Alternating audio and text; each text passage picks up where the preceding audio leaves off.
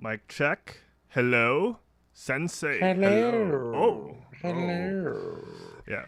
No, so what we were saying was like the cast in the Legends of Vox Machina. Legend of Vox Machina.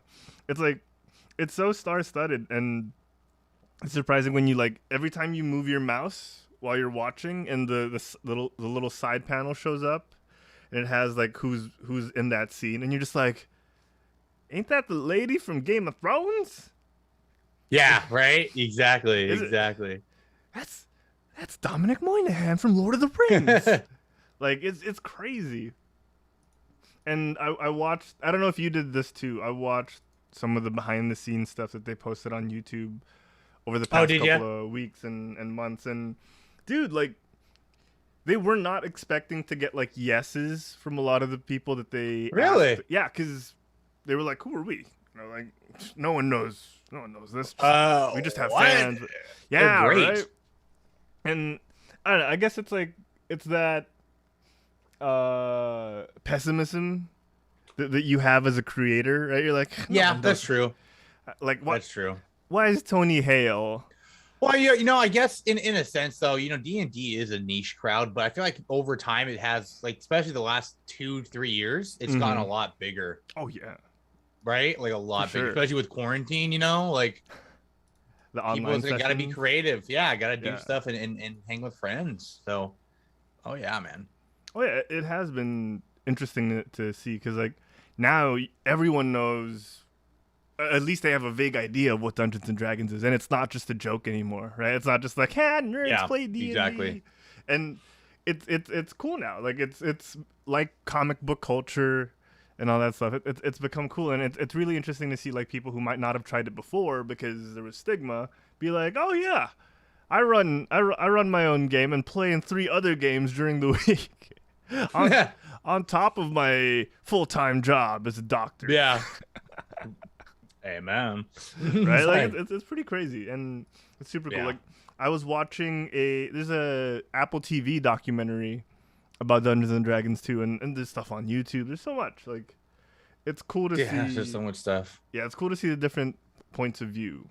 You know, like you have your popular people like Joe Manganiello playing. Yes. You know, Mr. Sofia Vergara. You know, playing.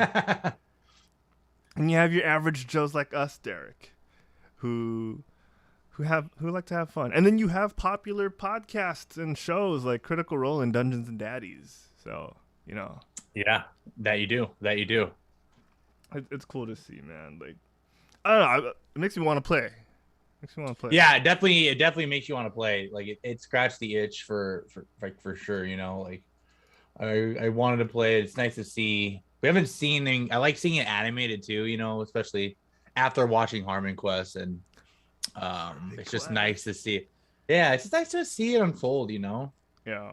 Harmon Quest is definitely like underappreciated because it came at that rise of Dungeons and Dungeons and Daddies, Dungeons and Dragons as a pop culture thing again. Yeah. So it's like they kind of were there at the like the upward like the bottom of the upward trajectory, so they kind of got overlooked. Mm-hmm. But like it's so good. I don't think people know, like I don't think enough people know about Harmon Quest. Yeah, I know, which is surprising. But that's also not the reason why they stopped, right? They stopped because of COVID and stuff. Yeah, Like that's they the didn't main continue. reason. Yeah. Okay. Because like how do you get guests around a table, like because that was their Yeah. thing, right? Is they'd be around the table and play, and then it'd get animated later on. So you don't need that for Rick and Morty. You don't. Yeah. Right. So they just said, let's make more Rick and Morty because that's where the money is. That's true. Sadly. Do you watch Rick and Morty, by the way? I don't know if we've talked about Rick I and do. Morty. Yeah, I do. I It's like good. Rick and Morty. Yeah. It's great. Yeah. To me, I was gonna say, me and the wifey both watch it, so it's noise. It's noise. Hey, noise. No, noise. No, noise. Noise. Oh man. Yeah. Oh, I was watching some Key and Peele this week to unwind because Were ya? I was having such a rough week. So I was like, oh man, I should I need some comedy because comedies usually are my go-to when I'm having a stressful week. Yeah, dude. Speaking of Mr. Sofia Vergara, me and Clay have been rewatching The Modern Family again, so it's funny. Love that show. It's like one of my favorites for sure. I'm a cool dad, you know. WTF? Why the face? Yeah.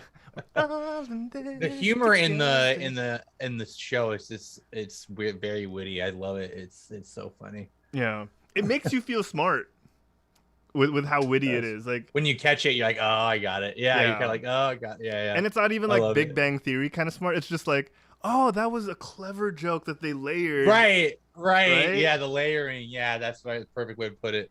Oh man, that's when you know like the writing team is good. I aspire to that one day, Derek. One day. Okay. We will rise one day. Oh my gosh. Okay, so what are we talking about today? We got a lot trailers. of great stuff. We got so much great stuff. So we got trailers today. We have and then Legend of Vox Machina, of course. Yes. And then the second installation or the return of Soundle. Like we're gonna make this a weekly thing. Yes, I'm excited for the Soundle. It's gonna be dope. It's super dope. Okay, let me make sure everything is good to go. Am I trying to see if I could like if you can see my lights, like maybe every time I say like Skeleton's hand, you make it purple. Oh, that's yeah, good. Skeleton's hand. Like I like that. I like that take on Mage Hand. Just yelling. Yeah, dude, I know. It's like we're gonna talk about it a lot more, but man, it was so great, man. It was really so fun. Good. It was so good, man. All right, well, let's start the show so we can talk about it. Let's do it. Let's do it. Let's click down the starting soon sign and actually start. Alrighty. Let's get into it, my lovely. All right, here we go. Here we go. We're gonna get it on. Oh, dude, it's Scherzo Anamato in the chat. Scherzo, let's start the show. Let's start this. We're gonna talk about Vox Machina. Have you seen it? Are you up to date, Scherzo? Let us know. How fareth thee on the Vox Machina? Yes. Let us know, and we'll talk. We'll talk. Here we go. Oh yeah. Geekcast intro in 3, 2, 1.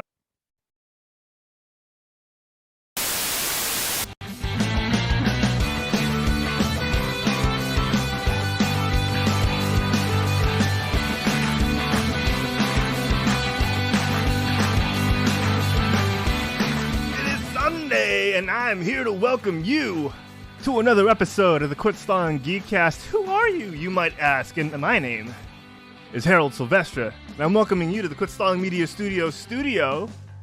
I'm not alone today because as I am joined this week by his presence, I am joined every week by his presence. Ladies and gentlemen, we're going to head over to the far, far west. Give it up to the man known to his grasshoppers as the sensei of humor. It's Derek O'Brien!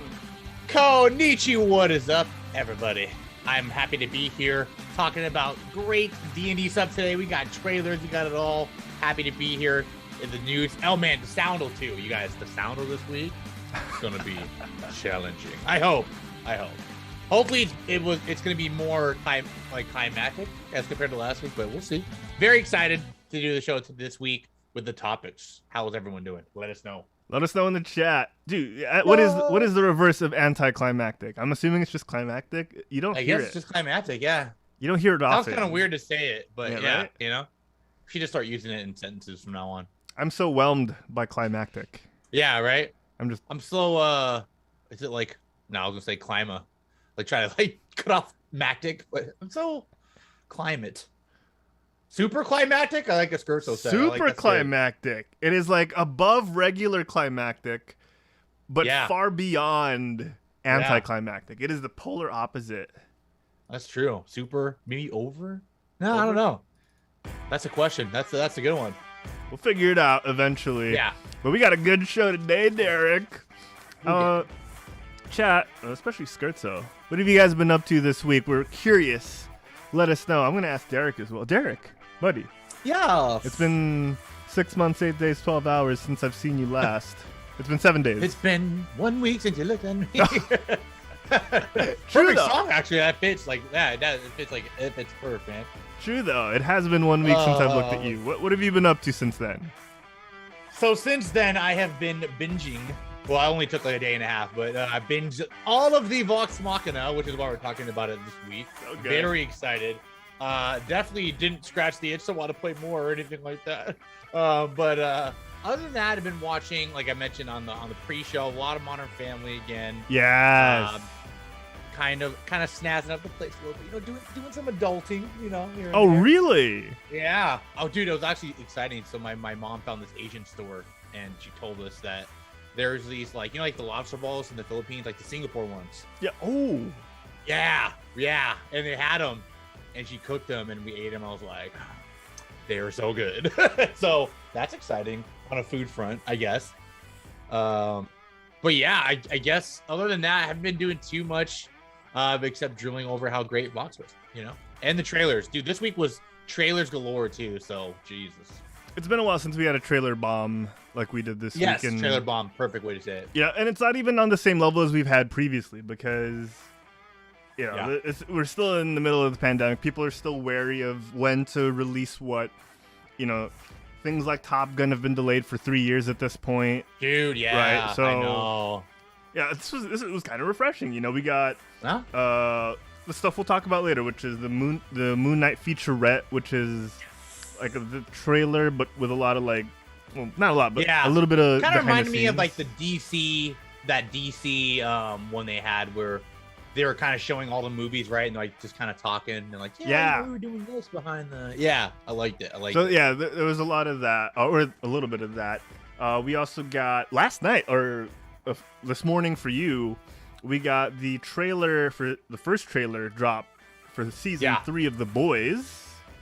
Yes. And it looks like they're getting a little V in their lives, if you know what I'm saying. Mm-hmm. I hope some of you know what I'm actually saying. Yeah, a little bit of V.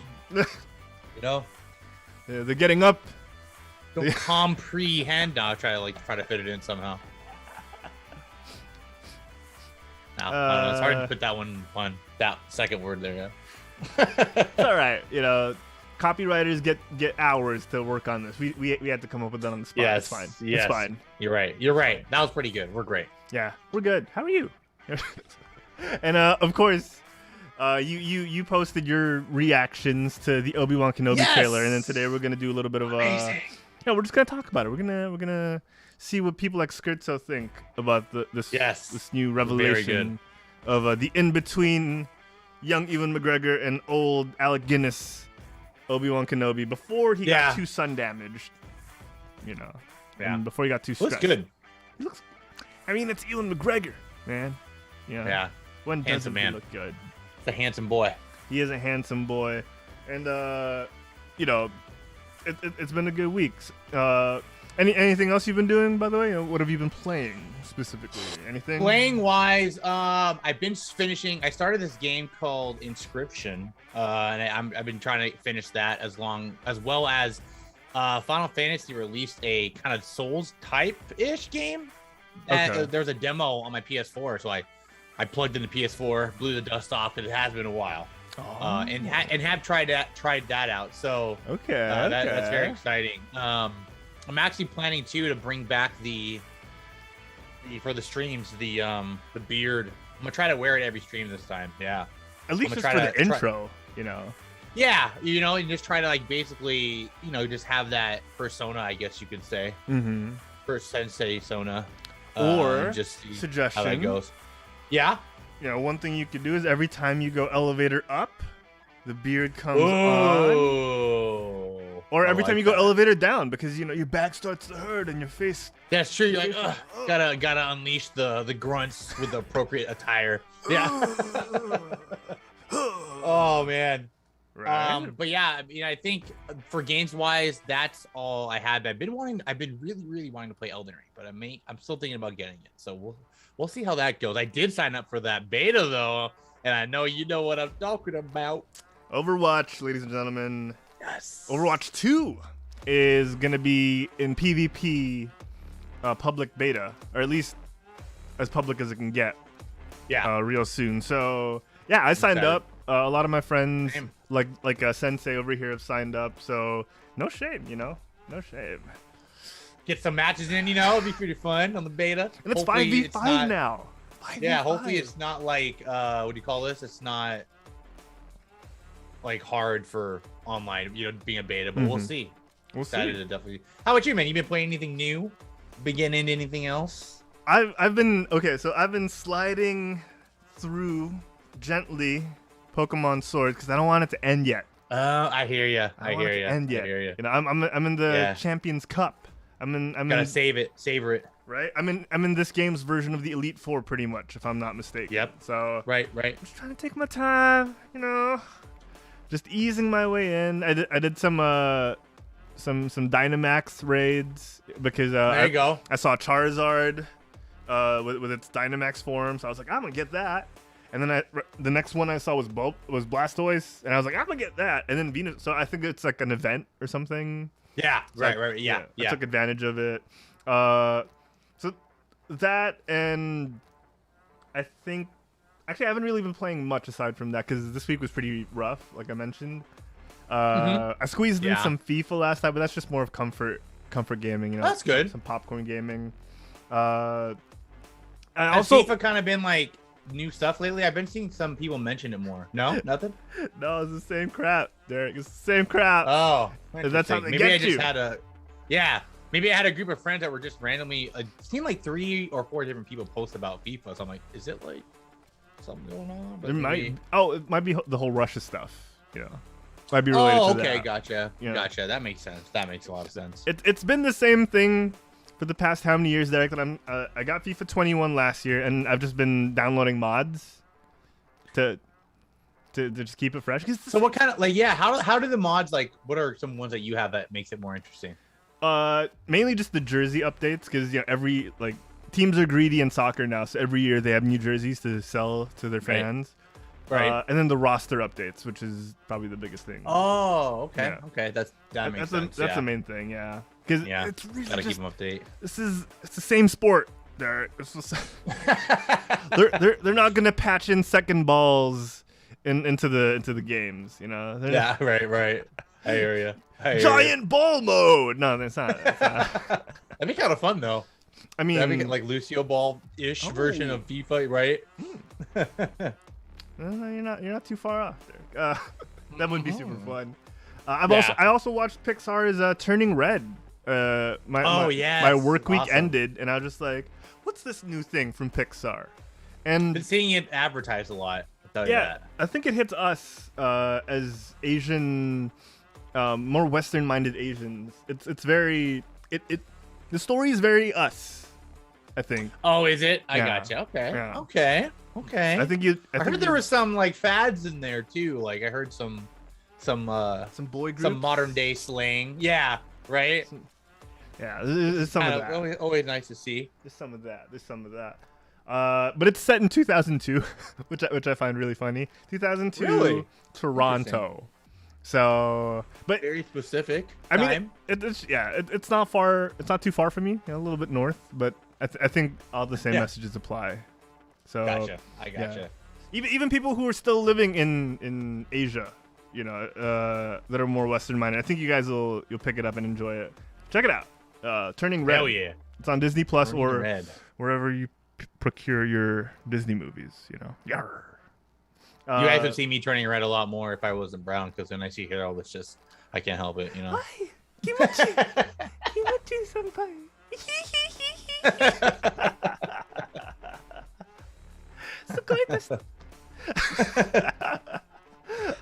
Thanks. Oh man, yeah. And aside from that, it's just been the work grind, accompanied by my new favorite drink, Derek. Gatorade No Sugar. No sugar. For the active lifestyle, Derek. Sometimes that looks really good.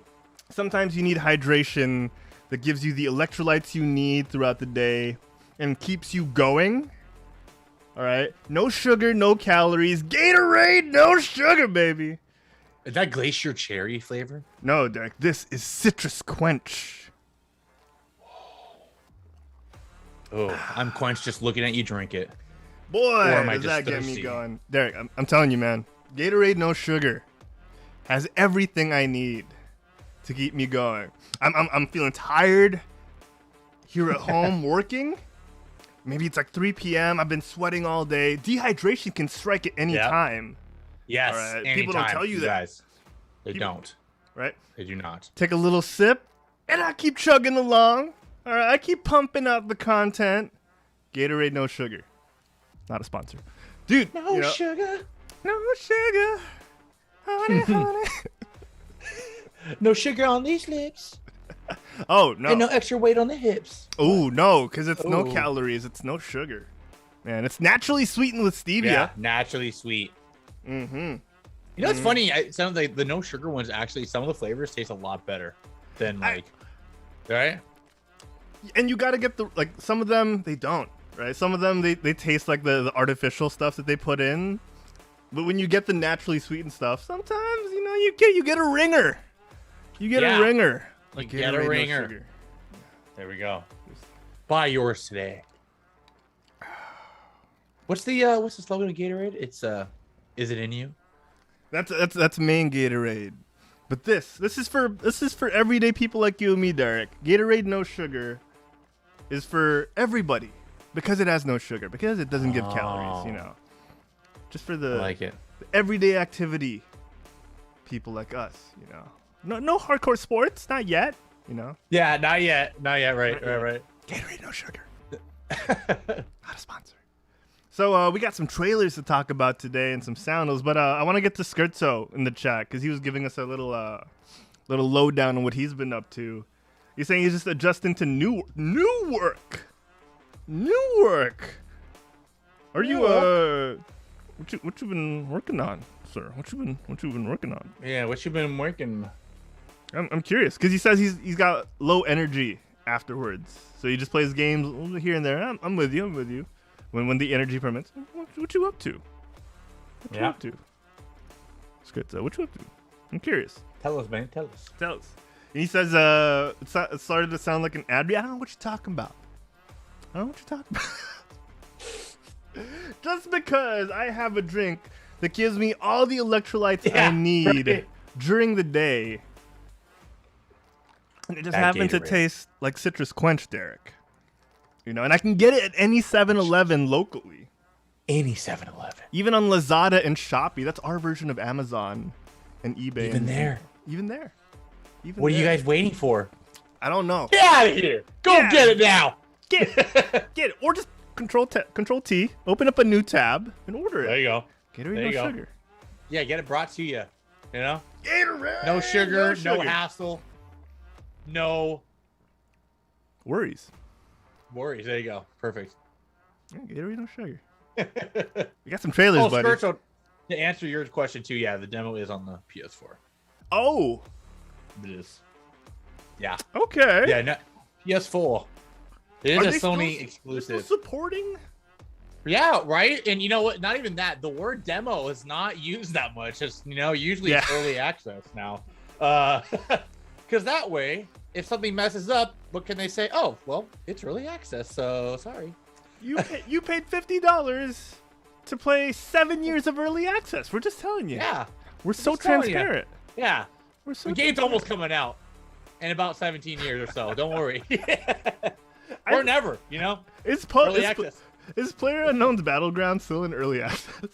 Is it really out there? I would imagine. I bet. Why not, right? I know it was for the longest time. The whole time it was popular, I think it was in early access. Someone can correct me in chat. Yeah, such a sad idea, man. Ideology, just early access. Come on, man. I miss a bit. Not to be topped by EA's version of loot boxes. Let's not forget about that. That's a different topic for another time, Derek. We can get another time. We can get on the roll with that. Scherzo says he was able to apply to a studio. Scherzo, for 3D, are you making things move and groove? Are you animating? Are you gyrating? Good for you, buddy. Happy That's for awesome. you. Yeah. Oh, that's awesome. That's super great. All right, Derek, trailers. We got to talk about trailers while Scherzo fills us in. Trailer! Yes. All right, let me lower the bed music real quick. We got some trailers handy. Yes, here. we do. Yes, we do. Which one you want to start with? Well, let's say the best for last, I think.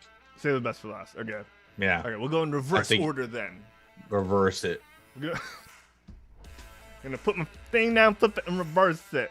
This section of the show is brought to you by Panel's Comic Book Coffee Bar. Oh, That's right, ladies and gentlemen. Panel's Comic Book Coffee Bar is at 713 Mission Avenue, Suite A, Oceanside, California. If you guys love your comic books and tend to want coffee and pastries with them, and you happen to live on the west coast of America, preferably in the California region, head on over to Panels and get yourself your comics and comics and coffee fix. All right? And Derek, for the people that can't seem to make their way to the west coast of America like I can't, where could they go?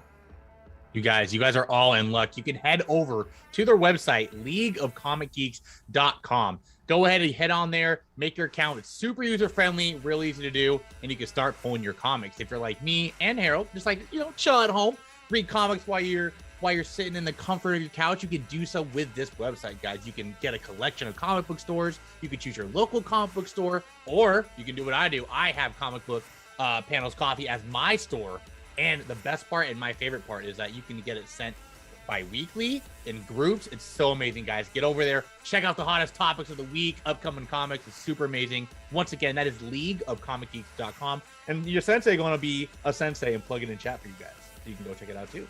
That's right. Head on over to leagueofcomicgeeks.com or check out Panels at Panels Coffee on Facebook and on Instagram and check out all their content. Remind yourself, even if you're not going to get the comics from them, this is how friendly they are, Derek. They just remind you, hey, it's that time of the week to check your comic book store, your local comic book store, and see what you got. Check out your pulls and your subscriptions. Especially with these trailers we're talking about, guys. You might want to retouch up on some of your lore, Ooh, that's true. You might want to get into that. Start us off with our first trailer, baby. All right, guys. The first trailer we're going to be starting is not One Ring. I forgot how many rings there are. I just totally blew that segment. But but all the rings of power. Every single one of them? What are we talking about? I got a ring right here. Oh, it doesn't fit, but it's there. The Ring of Power, the new Lord of the Rings series coming on Amazon. Man, this looks fantastic. And can I just say, you guys, we're finally getting a series of Lord of the Rings. Thank God, right? Like, the more story can be told, and I'm just super excited for the new characters. You got some new faces, all new faces, except there's one in there, if I'm not mistaken, looks kind of familiar. But does he then? That kind of makes sense though, because it's an elf, right? And they're older, they live longer. We've seen them in The Hobbit. Yes, we have seen them in The Hobbit. I love how you get a kind of like a snippet of the adventure that they're all going on here. And you get a sense of kind of like the Fellowship, where you see, hey, I like that. Yeah, like the Fellowship, like a dwarf. It seems you got an elf, someone that seems like a holy or some righteous kind of way. Dude, I'm just so excited. I'm actually happy they didn't like show too much, because I kind of want to go into this like completely like blind. I don't want to get too spoiled about it. Yeah, it looks really good, man. And I think we'll also limit how much we talk about it, because it's still September, right? So right. I'm sure we'll get another trailer, maybe two. Who knows? Yeah, behind the scenes stuff, you never know. Yeah, but yeah, it's interesting. A lot of people are worried about the selection of the cast in terms of diversity, because it might not be as true to the source material. I see. Of J.R.R. Tolkien, and is it J.R.R. or J.R. Tolkien? J.R.R. I believe there's two R's. I believe. No, George R.R. Martin has really screwed me in this one. That's I was gonna say that. I was gonna say George R.R. Martin got us kind of two R's here. Okay. 2 R's. Junior R. R.R. Yes. Yeah, Junior R. Junior R. Tolkien. So honestly, for me, it's a tough call, right? Because you want to be as true to the source material as possible, and you can't just insert what's a point of comparison here. it's difficult to insert a different race into a samurai movie based in Japan. Right.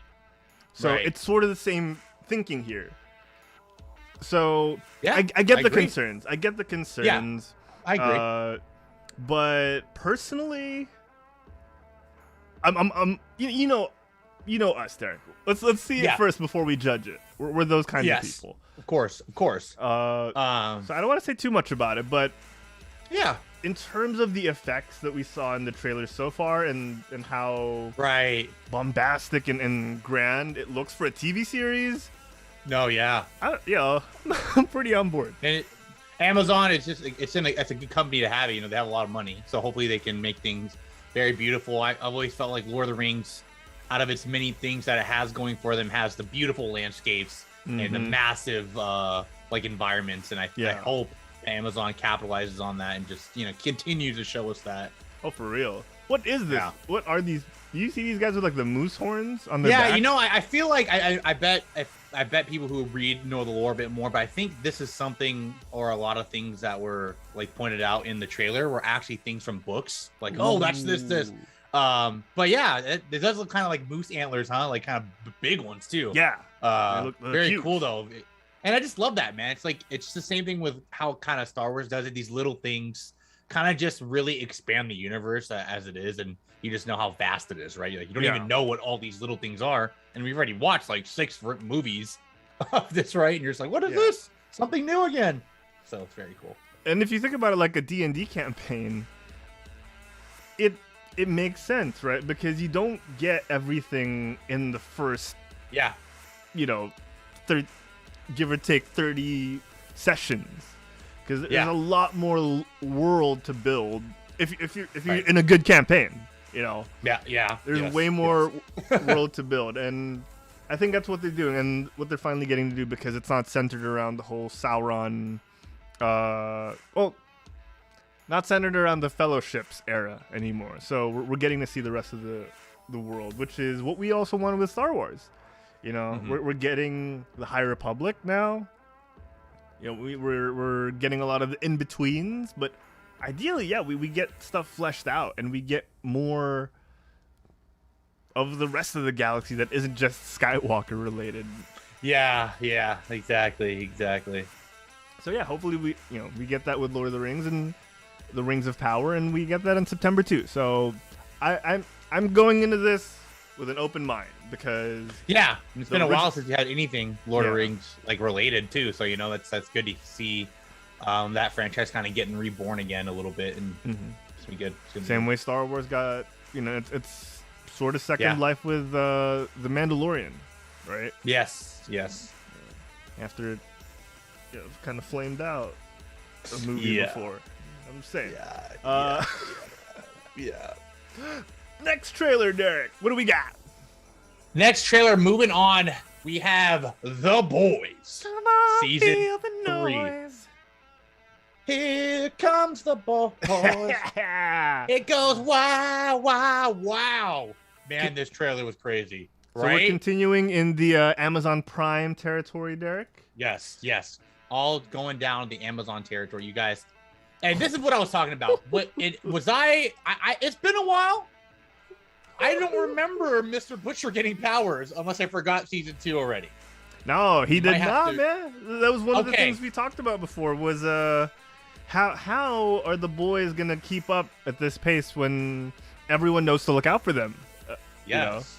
They of course, we got Girls Get It Done. Oh, wow. I just saw a scene that I'm glad I didn't show. But okay. Let's But yes, it's very. Yeah, so I was like, wait. I saw this, and I'm like, wait. Did he get powered at the end? I was like thinking, it hasn't been that long. Like, I feel like I would have remembered that, and that was crazy, very crazy. Vomit explosion, crazy on the screen. Yeah, so there's a lot going on in the trailer. You got A-Train in. The green looks really weird. Yeah, he's got a new outfit. Yeah. Red, blue, green, white, gold. It's everywhere.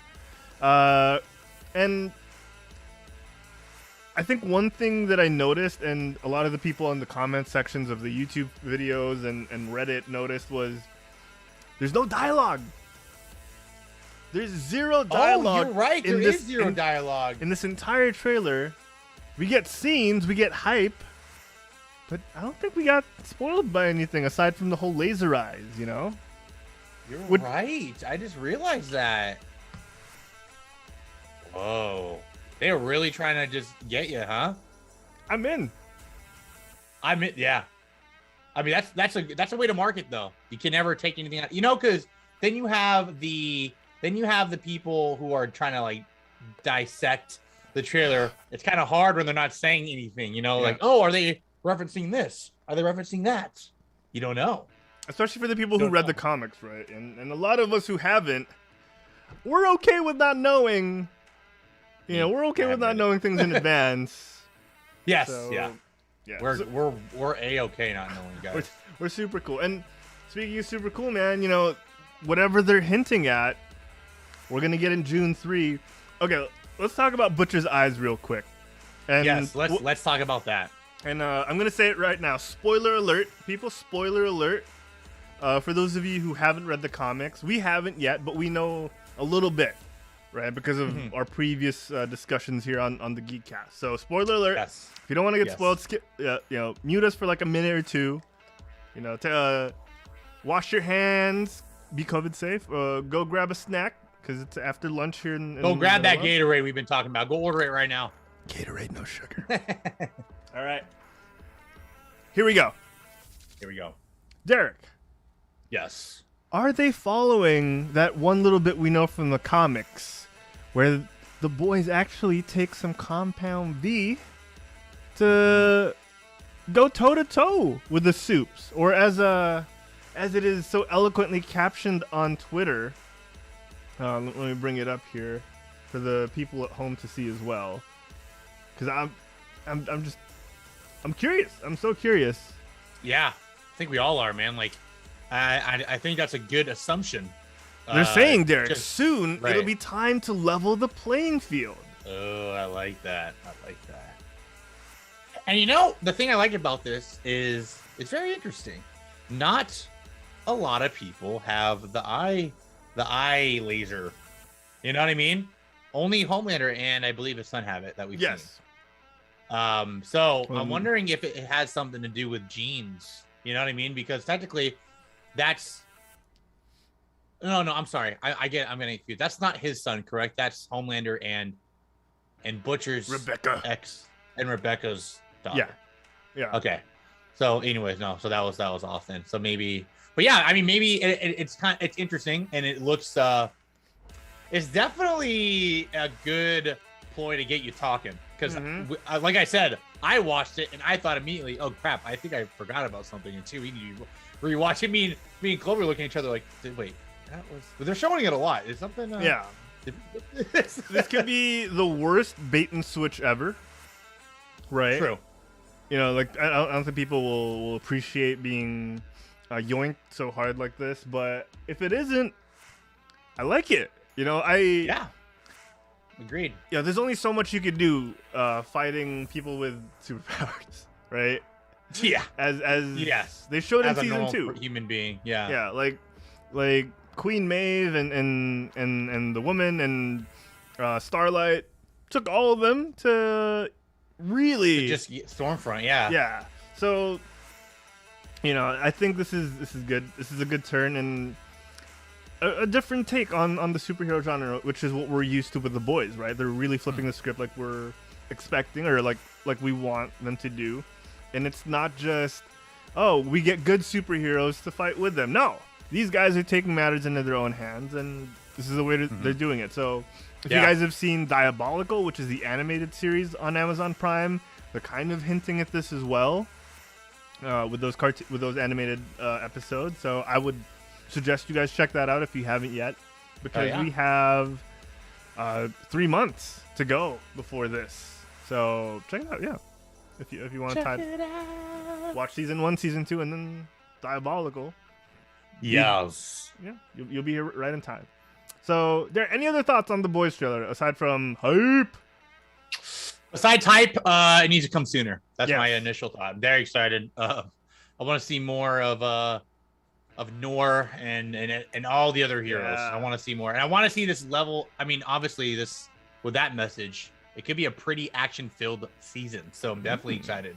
Definitely excited. I'm with you. I'm curious to see what role Jensen Ackles' Soldier Boy will be playing, because again, spoiler alert, in Diabolical, they kind of talked about how Homelander was the one who replaced him.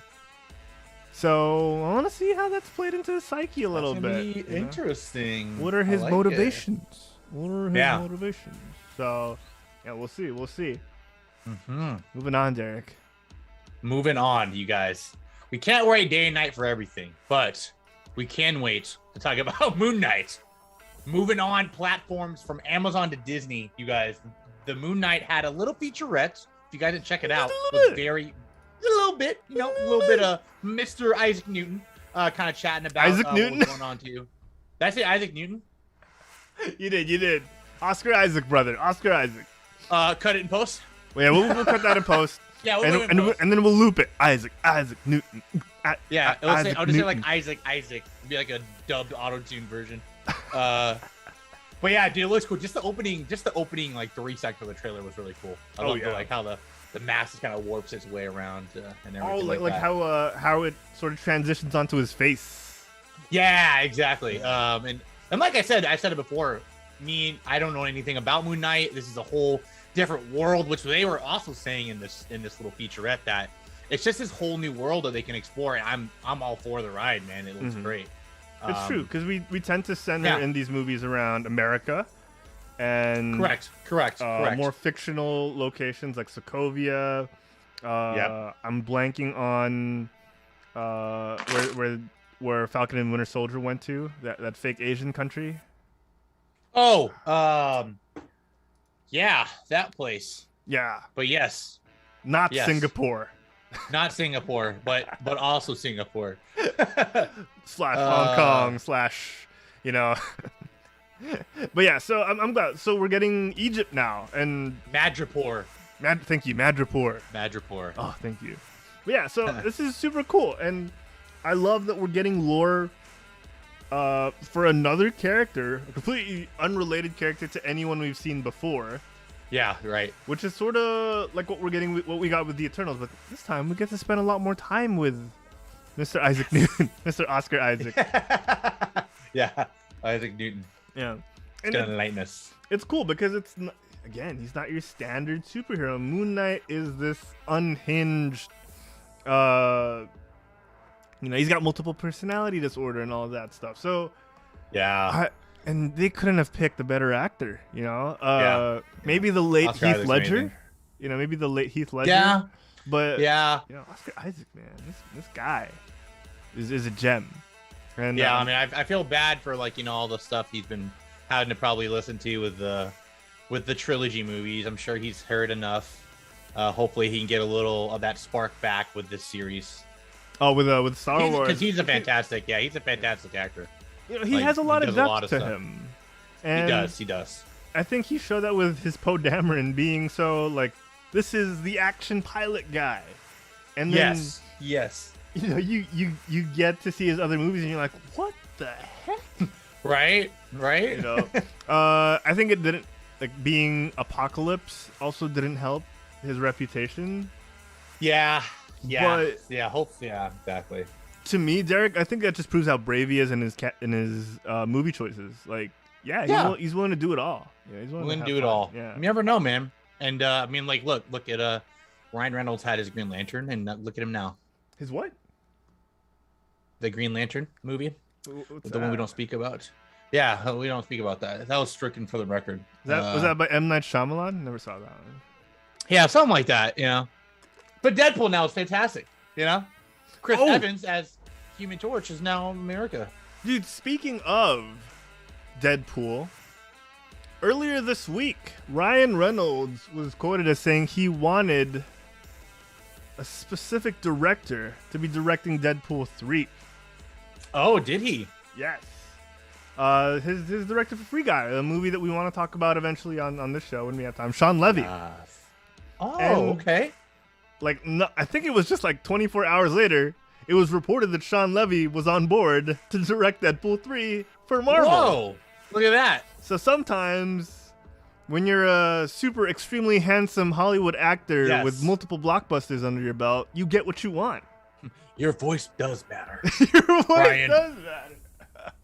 And we love you, Ryan. I think Ryan knows that he's just so loved. You know? I mean, his YouTube channel gets like so many hits every video he posts. Yeah. So. Yeah. Gatorade No Blake, Sugar. you're a lucky woman. I'm just gonna say it right now. Okay. That could have been me. Yeah, that one time you walked across Ryan Reynolds. Yeah, you know? Could have been you. That one time I saw him in the movie, who knows? Maybe one day he was thinking this one audience member might get to me. That audience member was me. Okay? That guy. There's something to him. He's gonna be big one day. He's gonna be big one day. Final trailer, Derek. Final trailer. The final trailer. Definitely not the least. Dude, you talked about this. Well, you didn't talk about it. You reacted to it on our socials. I did. Man, we got Obi-Wan Kenobi. Yes. It's to say lightsabers were whipped out for this amazing trailer. Dude, the eargasm I experienced from this, I just will never forget that moment where the Duel of the Fates played. And I was just like, no way. Oh. So excited for this, man. Because all the emotions came back. It was like almost like when I was like meeting Hayden again. I was like, oh my God, it's like it's chill. I'm getting goosebumps. My nipples are hard for some reason. I don't know why. But I'm just like feeling things I shouldn't feel. Should I consult a doctor? Yeah, it's been over 3 hours. Oh, but man, yeah, it was such a fantastic trailer. If you guys have not seen this, you need to quit stalling right now and go watch it. It's super amazing. You got Uncle Owen is even in there, man, from the first. I think was he in 3? No, 2, if I'm not mistaken. Yeah, Joel Edgerton, who went from nobody Uncle Owen to starring in multiple films of his own. Yeah, actually, very, very good point. Yeah, man, he's but when they first cast him, I wonder if they knew he was gonna be, his own celebrity. But yeah, now they get him as a cameo or as a small role. Like, damn, you're lucky. Yeah, it's just this trailer had everything I would have loved as a Star Wars fan. For people who don't know, I am a huge Sith fan. So just seeing the Inquisitors were nice. I want to assume Inquisitors. Yeah. Right. I mean, I want to assume that's the Grand Inquisitor. They have the same exact markings, has the same lightsaber. It's great. I think the only thing missing is his glowing eyes. I think his eyes were glowing Sith red. Yeah, that's true. He probably earned that. Yeah, exactly. Yeah, killing probably a lot of people probably going to get to him. But the most exciting thing of all was the Darth Vader breath at the end. I'm just so excited to see the reclashing of Vader and Obi-Wan again. Oh my gosh. So and just seeing those articles, man, like they're back at it. They're going hard at it, and just super excited to see that progress into the show. You know what I mean? Yeah, it's cool to see because there were some shots. I don't know if they were leaks. Oh, shout out to Elgin in the chat, baby. Yeah, he was on. He said Madripoor earlier as well. He did. He did. And he said spinny lightsabers. Yes, because the Inquisitor's back. He says, now that I think about it, Obi-Wan always seems to encounter them. He kind of does, doesn't he? That's true. These are like the first one to see double lightsabers. Oh, now spinny lightsabers. Oh, what's next? He saw the Dooku curved lightsaber for the first time. He did see the curved lightsaber. Yeah, that's true. That is true. There's got to be more. There's like a curse to Obi-Wan. Yeah, right? But he's seen 4 lightsabers at once. Oh my God, with Grievous. Yeah, with Grievous. He's seen them all, man. But you gotta put the best up against the best in order to prove he's outsmarter or outwittier than they are, I guess. And I think that's one thing. No, that's a really good point, Derek. I think that's one thing people don't talk about enough with Obi-Wan is because we see him first as Alec Guinness, this really weathered old Jedi who's just had enough of his crap. Obi-Wan is a formidable Jedi. Yeah, dude. Yeah. You know, as you would see in 100%. His battle at Mustafar with Anakin.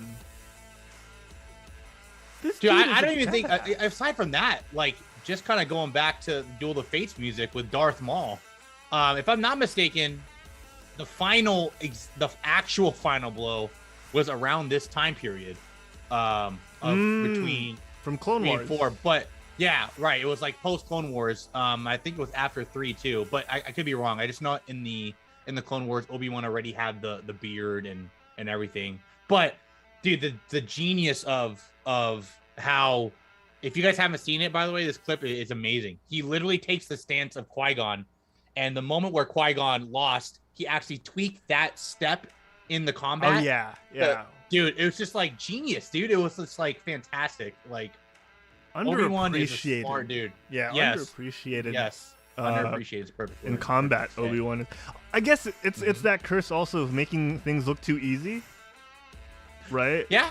That's true. Like, sometimes people just don't notice how hard it is because you just look so good doing it. Like, it's just so natural and so smooth. Right. I'm just so excited, man, to see this. It's gonna be dope. And like a lot of people don't know that, man. Obi-Wan was fighting off lots of enemies to protect Luke, man. It would make sense he got a little fed up with him in A New Hope. I was kidding. Say, all right, man, you're old enough. I've been protecting your butt. It's your turn. Please, just do it yourself. Yeah. Here, have a lightsaber. Eldrin says, I guess it means Vader needs some cybernetics to give him spinning lightsabers too. No, please. Yeah, right. No, I don't want to see like, Vader. It's like Obi-Wan. I will test this new prototype against you. Wing, wing, wing, wing, wing, wing, wing, wing. Yeah. He goes, now who's your only hope now? Oh, Obi-Wan. No. Dang. Imagine. That moment is peak Obi-Wan, Eldrin says. The final, yeah, dude. The final encounter with Darth Maul. Eldrin's talking about the one in the end of Clone Wars where... Yeah. Is it Clone Wars where Maul is looking at Obi-Wan, or is it Rebels? I just know that Maul... It might be. I think it's Rebels where he gets stricken. You're talking about by the campfire and stuff, right? Yeah, that's Rebels, right? I think it is Rebels. I could be wrong, but I just know the time period was post, like, Revenge of Sith for sure. Yeah, because Obi-Wan was graying out already at that point. Yeah, graying out. Yeah, it was on a. I feel like it was on Tatooine as well. I could be wrong. Yeah, but that's a very powerful scene too, just in general, man. With just Darth Maul as well. It's because the build up to it was also pretty intense, right? Like this is Maul walking through the desert, yelling with just a stick, saying Kenobi. Yeah, Kenobi. Yeah. So. Yeah, so good. I'm curious to see if we will see Ray Park. That'd be pretty cool. Like, just I try to tell a lot of people doubt or dog on Darth Maul, man. Like, you guys, if you just watch the story, Darth Maul's like one of the best people ever. He's so good. His story's written so well. Yeah. Just imagine though, just from some simple person that was from one. People probably never expected that. Yeah. It's just good. But anyways, they're super pumped for this. May is gonna be an insane month. We have Kenobi and we have Doctor Strange movie too. So that month's just gonna be my word. Explosion. Yeah, it's gonna be wild, man. We're gonna need 2 separate episodes, I think, of the Geekcast for that. Yeah, I just like going to Skirto's comment in the chat. Darth Vader gets jet boots / backpack to finally get the high ground on demand.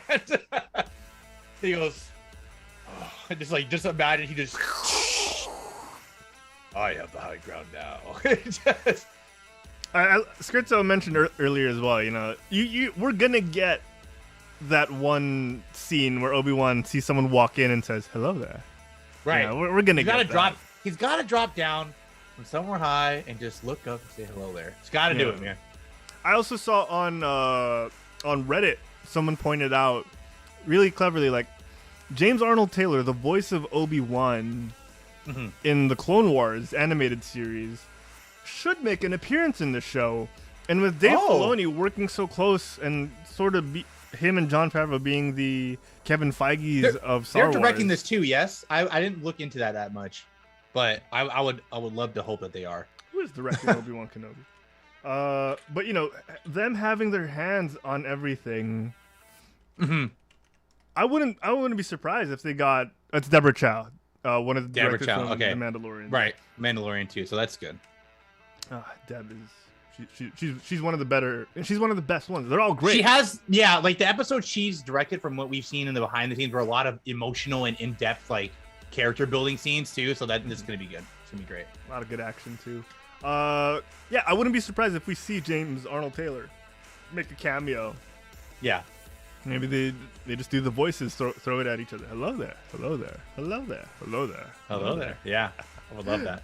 Oh man, Kenobi, buddy. I'm excited. I'm excited. I'm very excited. Very excited for this. It can't come any sooner. Derek, you know what else I'm excited about? What are you excited about? I'm excited about a little game we came up with. Oh, no.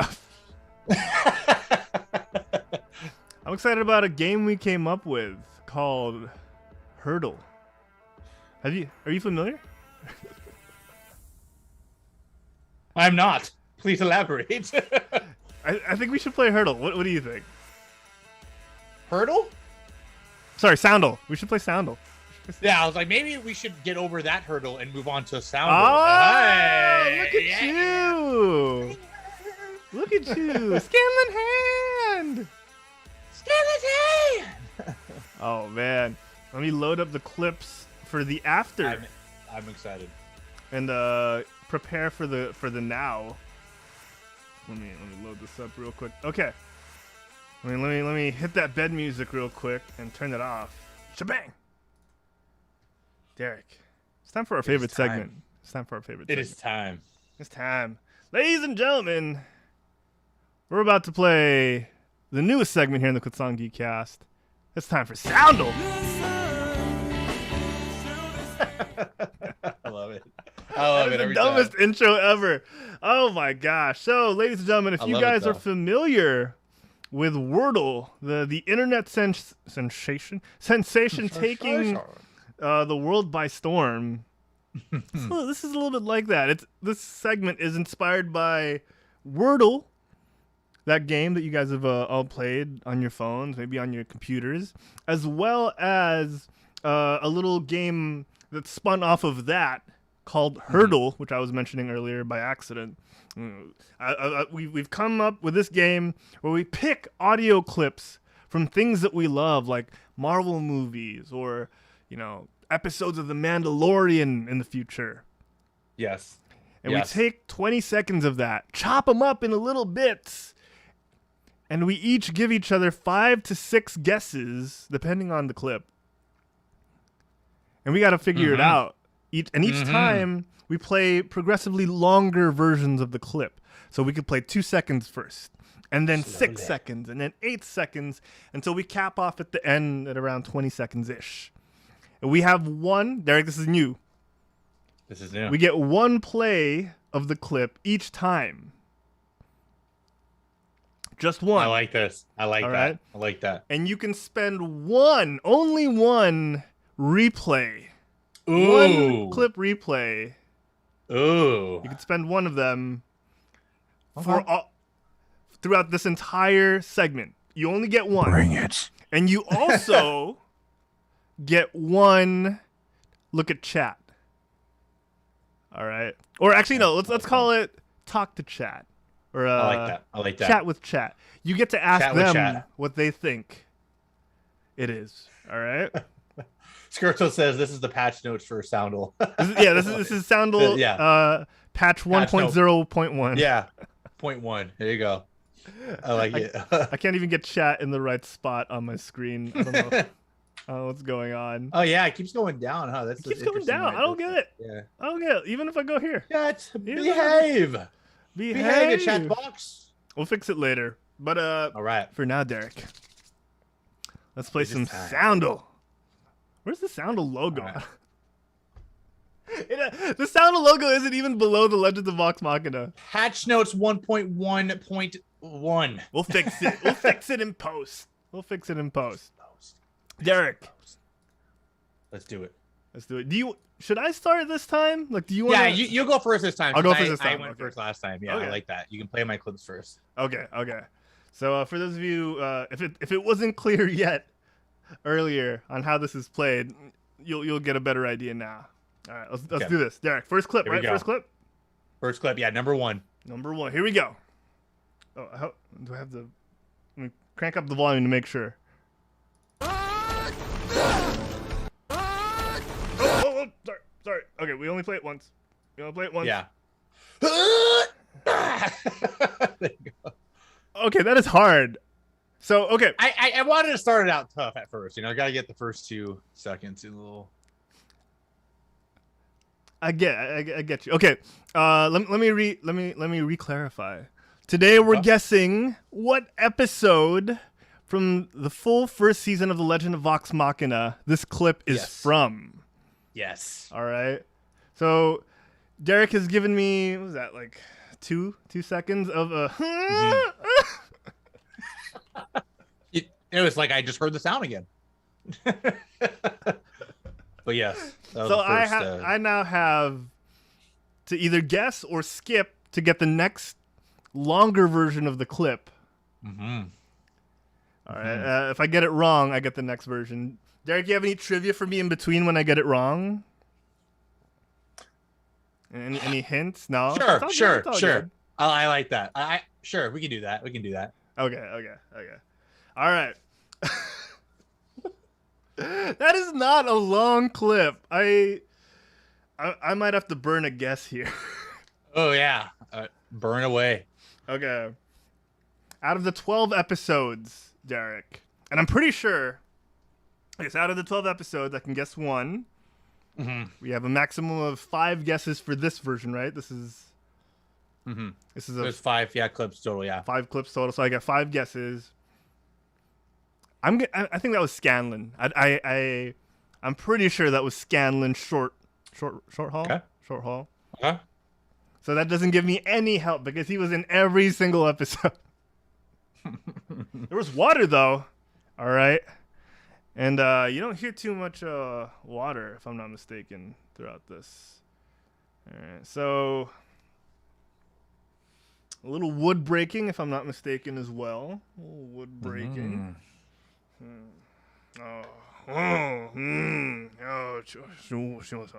Okay, I'm gonna use my first guess, Derek. Go for it. Let's hear it. I'm gonna go with episode 2,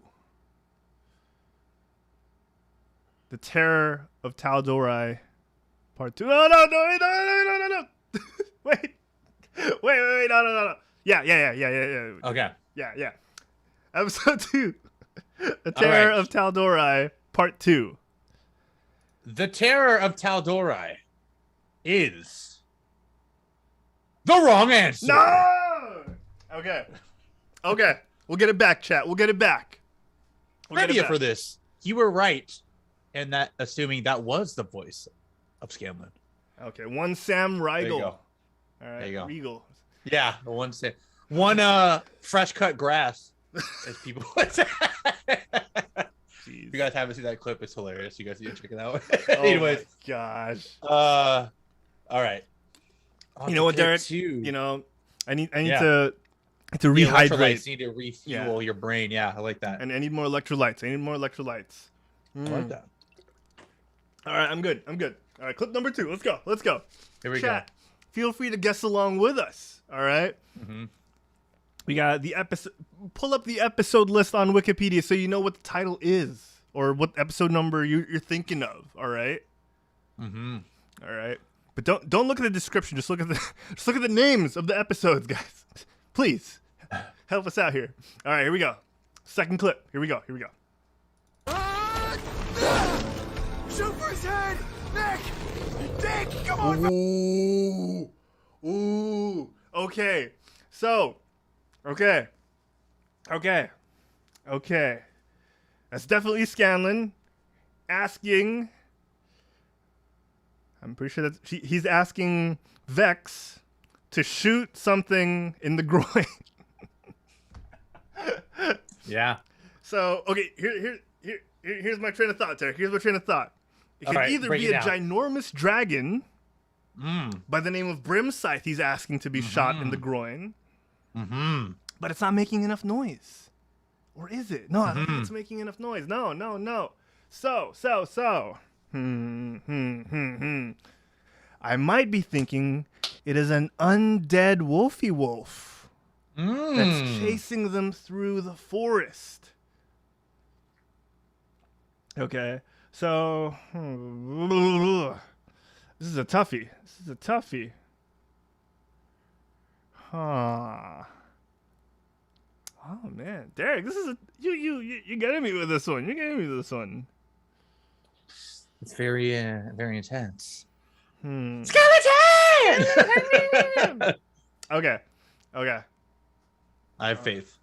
You have faith in me?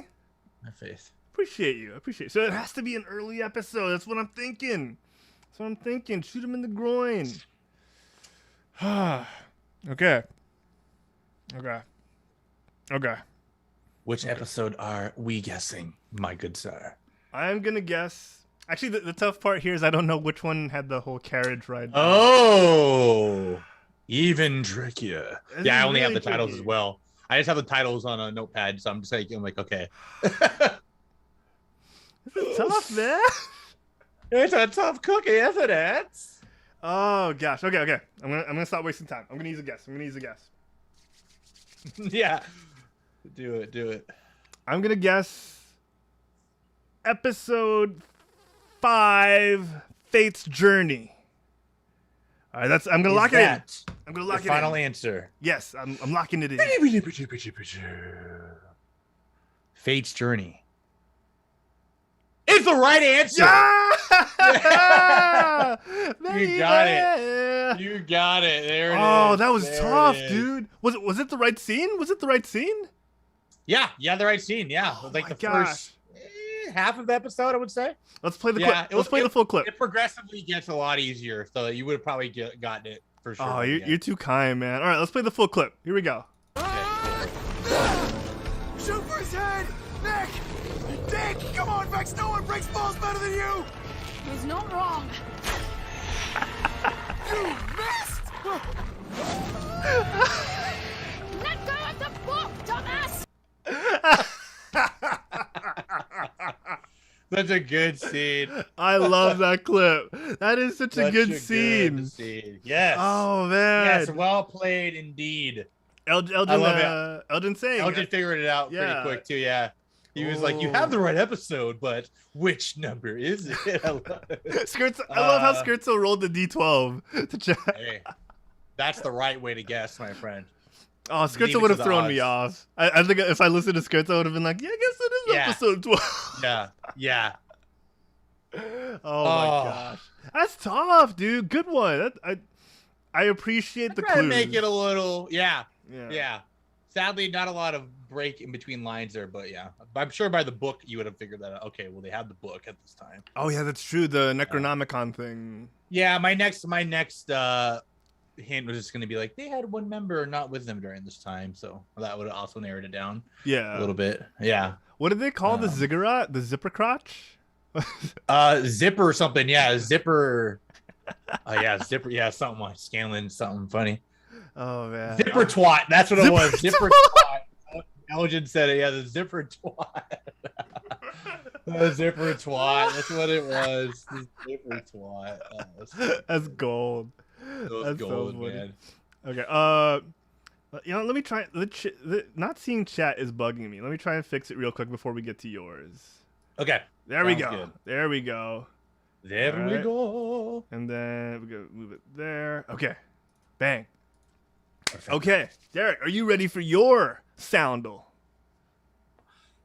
Skeleton! I'm ready.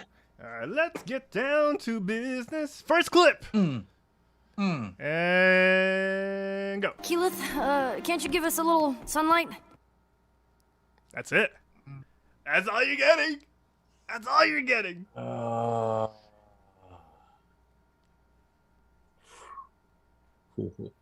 have an idea. Okay. Obviously.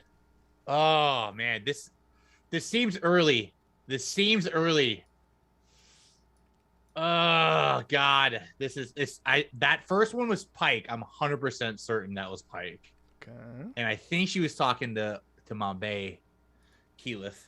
Oh, you got. Oh, let's flip this around. You know, got a little thing I'm for a Keyleth? druid. You know, I'm a druid boy, so Okay. I love seeing the druid. Man, if I could get help from the chat, that would be nice. As a matter of fact, but I won't use that right now. Are you gonna use it? Are you gonna use your chat? No. I'm not gonna look yet. Okay. No. I think oh, come. See, I also just have the titles, so I don't. It's hard, know. right? It's so hard. Okay, I'm trying to remember. This had to be when it had to have been. Buddy, sorry, real quick, while you're thinking out loud. Yes. Francishu with the 41st month of his entire Twitch life with us. 41 months. We love you, dude. Oh, dude, thank you so much. You're amazing. Oh, that's so awesome. Thank you. He says, am I up on top of the charts again? Yes, you are. Yes, you are. You are. You Where's are Human indeed, Panda my at? friend. Where's Human Panda at? Where's Human Panda at? Oh, man. And Elgin commending you, Derek. Because it's a big brain Thank you, move to use one of the many scenes with Scanlan yelling, Scanlan's hand! Yeah. Scanlan's hand! Oh, man. All right, Derek. We should really do a time limit on these because I think okay, I overstretched I mine. know this is before, but I feel like this is the time where oh no, I think this is actually episode 2, The Terror of the Tal'Dorei. I think this is where they went through that portal. Oh no, maybe not. I don't know. I'm just gonna go with it. I'm gonna go with it. All right, you're locking it in. You're locking it in. I'm locking it in. Episode 2, Terror of the Tal'Dorei, the same episode you guessed first. I like that. Ooh, all right. Here we go. Is it episode 2, The Terror of Tal'Dorei Part 2?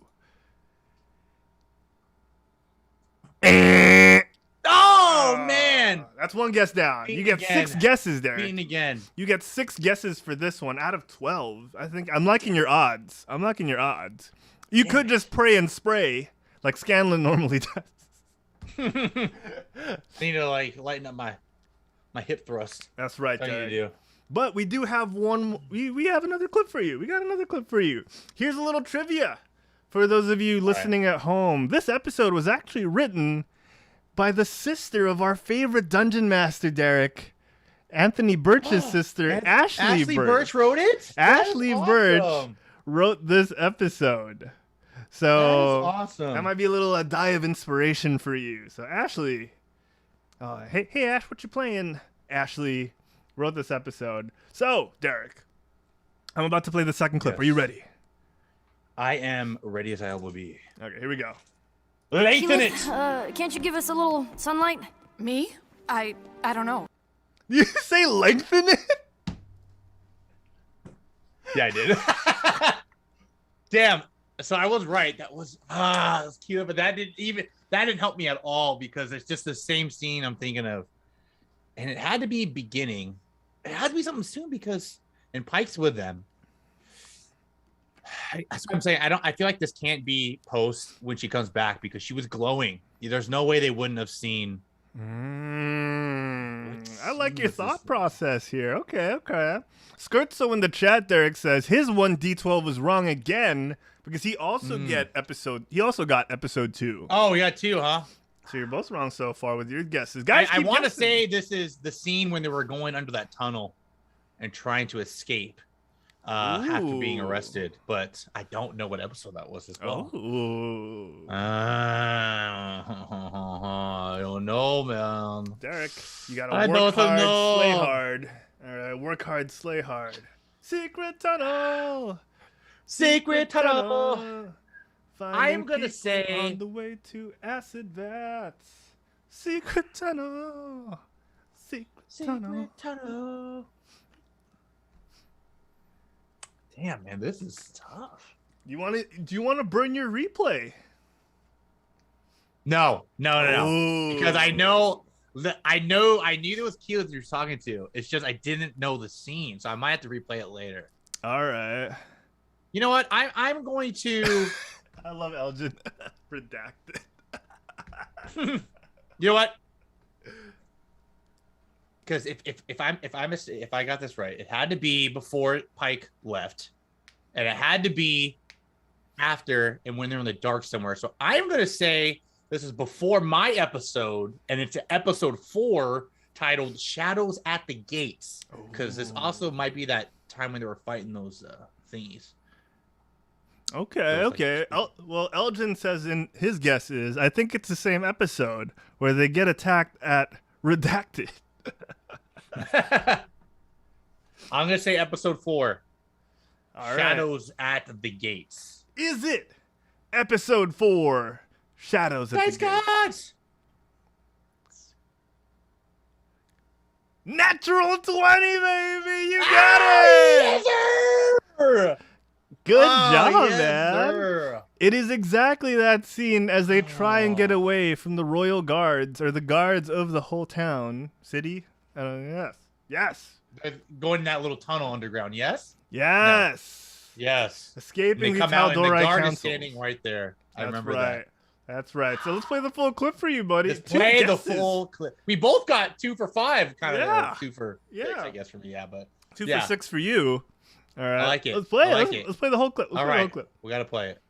Keyleth, can't you give us a little sunlight? Me? I don't know. I've never tried. I get. Just down. Come on. It failed if I remember. I can't do it. Yeah. Sorry, guys. Forget it. We're here.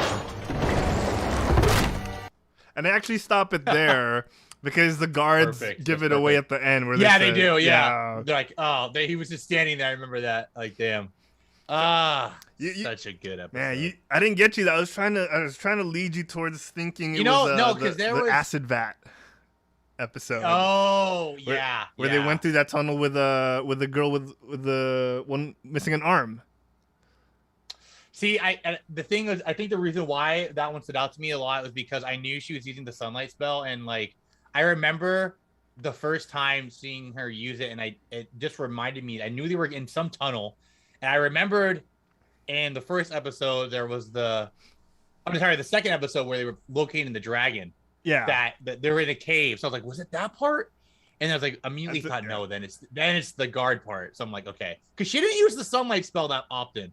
She did not. She only used it like 12 was the first time. I think the second time she used it was at the end, and it actually worked. Yeah, she maybe kind of 3 times. fried Silas, I think. She also fried the tree a little bit. The second time she tried it, I think. Yeah. So the third time's the charm. Oh, was that a little subtle wordplay there, creators? Huh? But yes. Dude, we're gonna have to pick harder scenes. We're just too good at this game. Yeah, I think we've never made it past clip 3, and either of us have. Oh, that's true. Like even last week we did the Marvel one, and we both got it. I got it 1, you got it on 2. It didn't help that we picked the same movie though last week. I know, that was just so crazy that we got the same movie. Imagine we put the same episode. That would have been hilarious. Yeah, I think putting a stricter time limit might help prolong this as well. Yeah, that's true. That way you just gotta guess it and don't think about it. I like that. I like that. Okay, we're still patching. We're still 1.2.0. We'll implement it. It'll be so much better. Yes. Soon, TM. Yeah, soon TM. I like. Elgin has a smart idea with the Scanlan's hand. That's a good idea. Yeah, so a lot of misleads like that. We got. Imagine we started out with that Scanlan's hand. Would have never known. Like, that's probably every episode ever. But there's also that challenge, right, where you don't want to make it too cheesy hard. You don't want to be like, correct. Oh, I play footsteps. Like, come on. Like, you don't want to do that. Yeah, right. So there's a balance. You got to make it hard, but you also got to be like, it's hard, but I think I know this. You know what I mean? Like, yes. Like Skirto says, it's game design, right? Like, you got to make the player feel like they're making progress. You got to make them feel like they're smart and you know, doing good. But at the same time, you don't want to give them anything too hard or too easy. So easy. Yes. Yeah. Oh yeah. That's it. Yeah. Well, I think we're getting better at this. We just got to stop getting better at guessing. I think is. I was I actually I was doing one, and then I thought of that scene. The first one I was doing was when is it Grog? We hit him in the bush.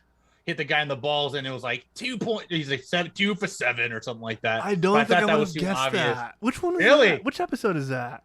When he hits him like in the nuts, and then is it not Vox? It's Vax gets him back, and he's like 3-pointer. He's like, oh, 3-pointer. Oh, He's like, was that when they were locked in? Like when they were, like it was also when they were locked down. Yeah. You would have narrowed it down for Okay. sure. Yeah, I thought I was like, this one's a little. There's more kind of grunting and battle going on, so I'm like maybe. But yeah. Oh man, I like this. Harder than next time. I think this is fun though. I love Soundle. It's man. fun. One thing I want to do for Obi-Wan is Obi-Wan sound bites, and then we gotta guess which movie it's from. Literally just play a Darth Vader breathing. Oh god. Oh, no. Imagine you get it right away. Oh, that breath. No, the way the octave hits and the way his breath hits the mic, I know for sure he was calmer. Just like He was about to say Luke there, so yeah. it's like Episode 5. That's it. Yeah. he was about to say you underestimate my power. Oh Yeah, man, right? all right, well, okay, I love it, man. This is our second edition of Soundle, ladies and Second gents. Soundle, if you would. Yes, our second Soundle. So stay tuned for next week's version.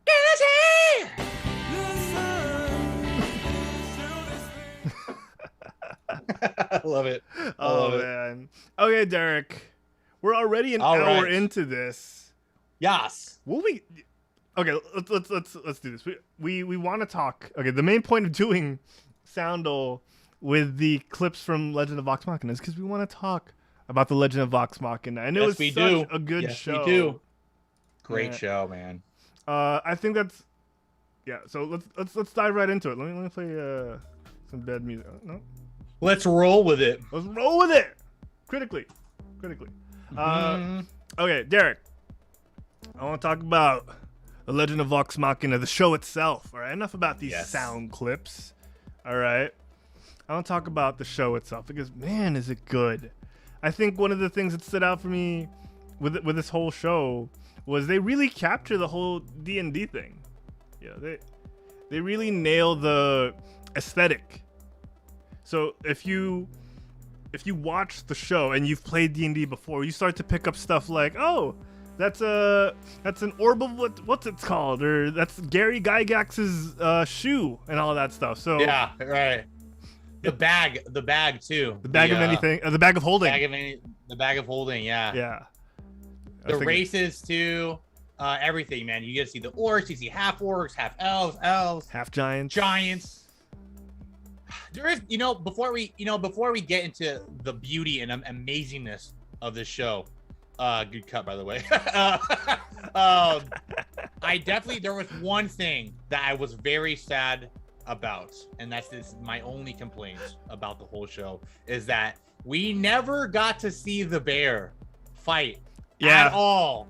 I was so upset about that. It was a tackle in the bar scene, and then the rest of the time, it was about it. Everything else was like running.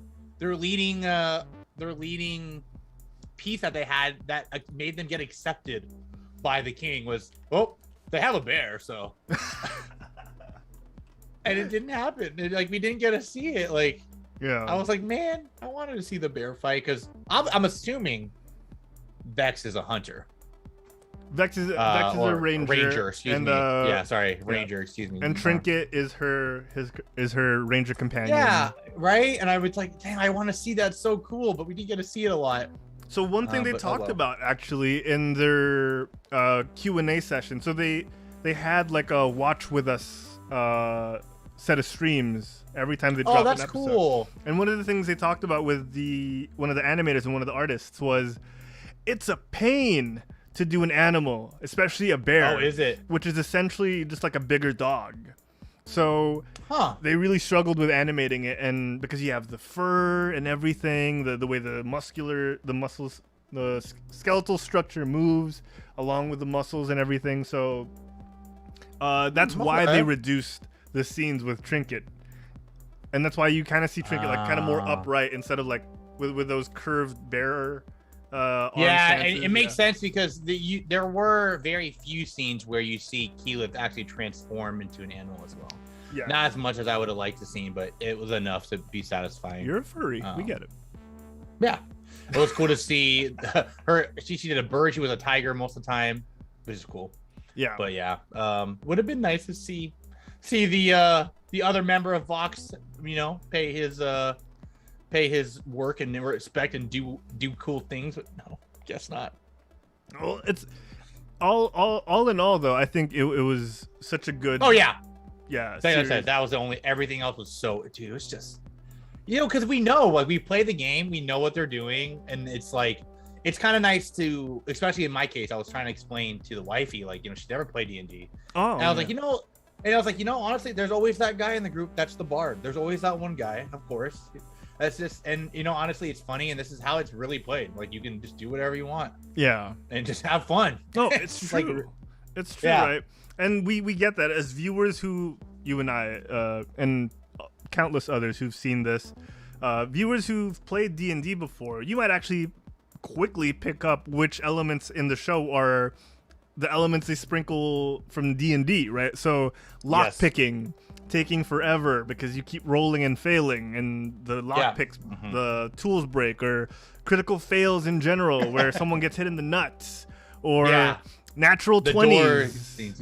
Natural 20s where Grog flies through the air and smacks the dragon straight in the skull. All that stuff. Like, you can see buying things at the shop. All this is all stuff that we know and love from playing D&D, and they were able to put in, and I liked it, especially on top of the fact that they're able to tackle multiple stories that sort of span parts of 373 hours from their first campaign, and managed to boil them down into like 6 hours total. So it's insane. The narrative feat this was is really cool, and I don't know if you felt the same way. Like, it felt really fast in some parts and a little slow in some parts, but I think overall they do a good job of setting things up in the first 3 episodes, because it makes you want more almost immediately right after that 3rd episode. The first opening scene was the best part. Like, the grand adventurers tell this tale and they all die at the very beginning. I love that. That was so funny. That was hilarious. I was like, I already knew from that moment on. I'm like, I'm gonna like this show. I'm gonna like this show a lot. Like, oh, here's your typical wizard and your typical archer and your knights and your halfling. Boom, all instantly dead. I'm like, yep, I love this. I love it. It's great. It's really funny, right? And in that first scene, everything is set up. The humor, the amount of action and gore. It's you know what to expect because they give it to you right off the bat, right? This isn't gonna be your straightforward mid-high fantasy action adventure show. They make it clear that it's gonna be gory, funny, full of twists and turns, like all in that opening scene where those adventurers die. And I like how you said it too. They set the scene of how they set the mood and everything of how the episode was, or the show was going to be rather, in that first opening sequence. So that was great. Fantastic. Yeah. I can't wait to see more, hopefully. Oh yeah, for sure, man. Like, a lot of the fights outside the bar fight felt legitimately dangerous. Like, who is going to make it out of this? Because anyone can kind of die right away. They make it really, they really put it in front of your face, like, ooh, these are dangerous fights. And I think one of the best examples of that is from the episode we were talking about earlier in Soundle, where they're all locked in and the ghouls come in and kind of like pass through them and sort of have that black liquid juju thing come out of their eyes. Like, that's chillingly graphic, man. Like, and I think it hits Vex first, and I was just like, oh dang, they're not holding back. Dude,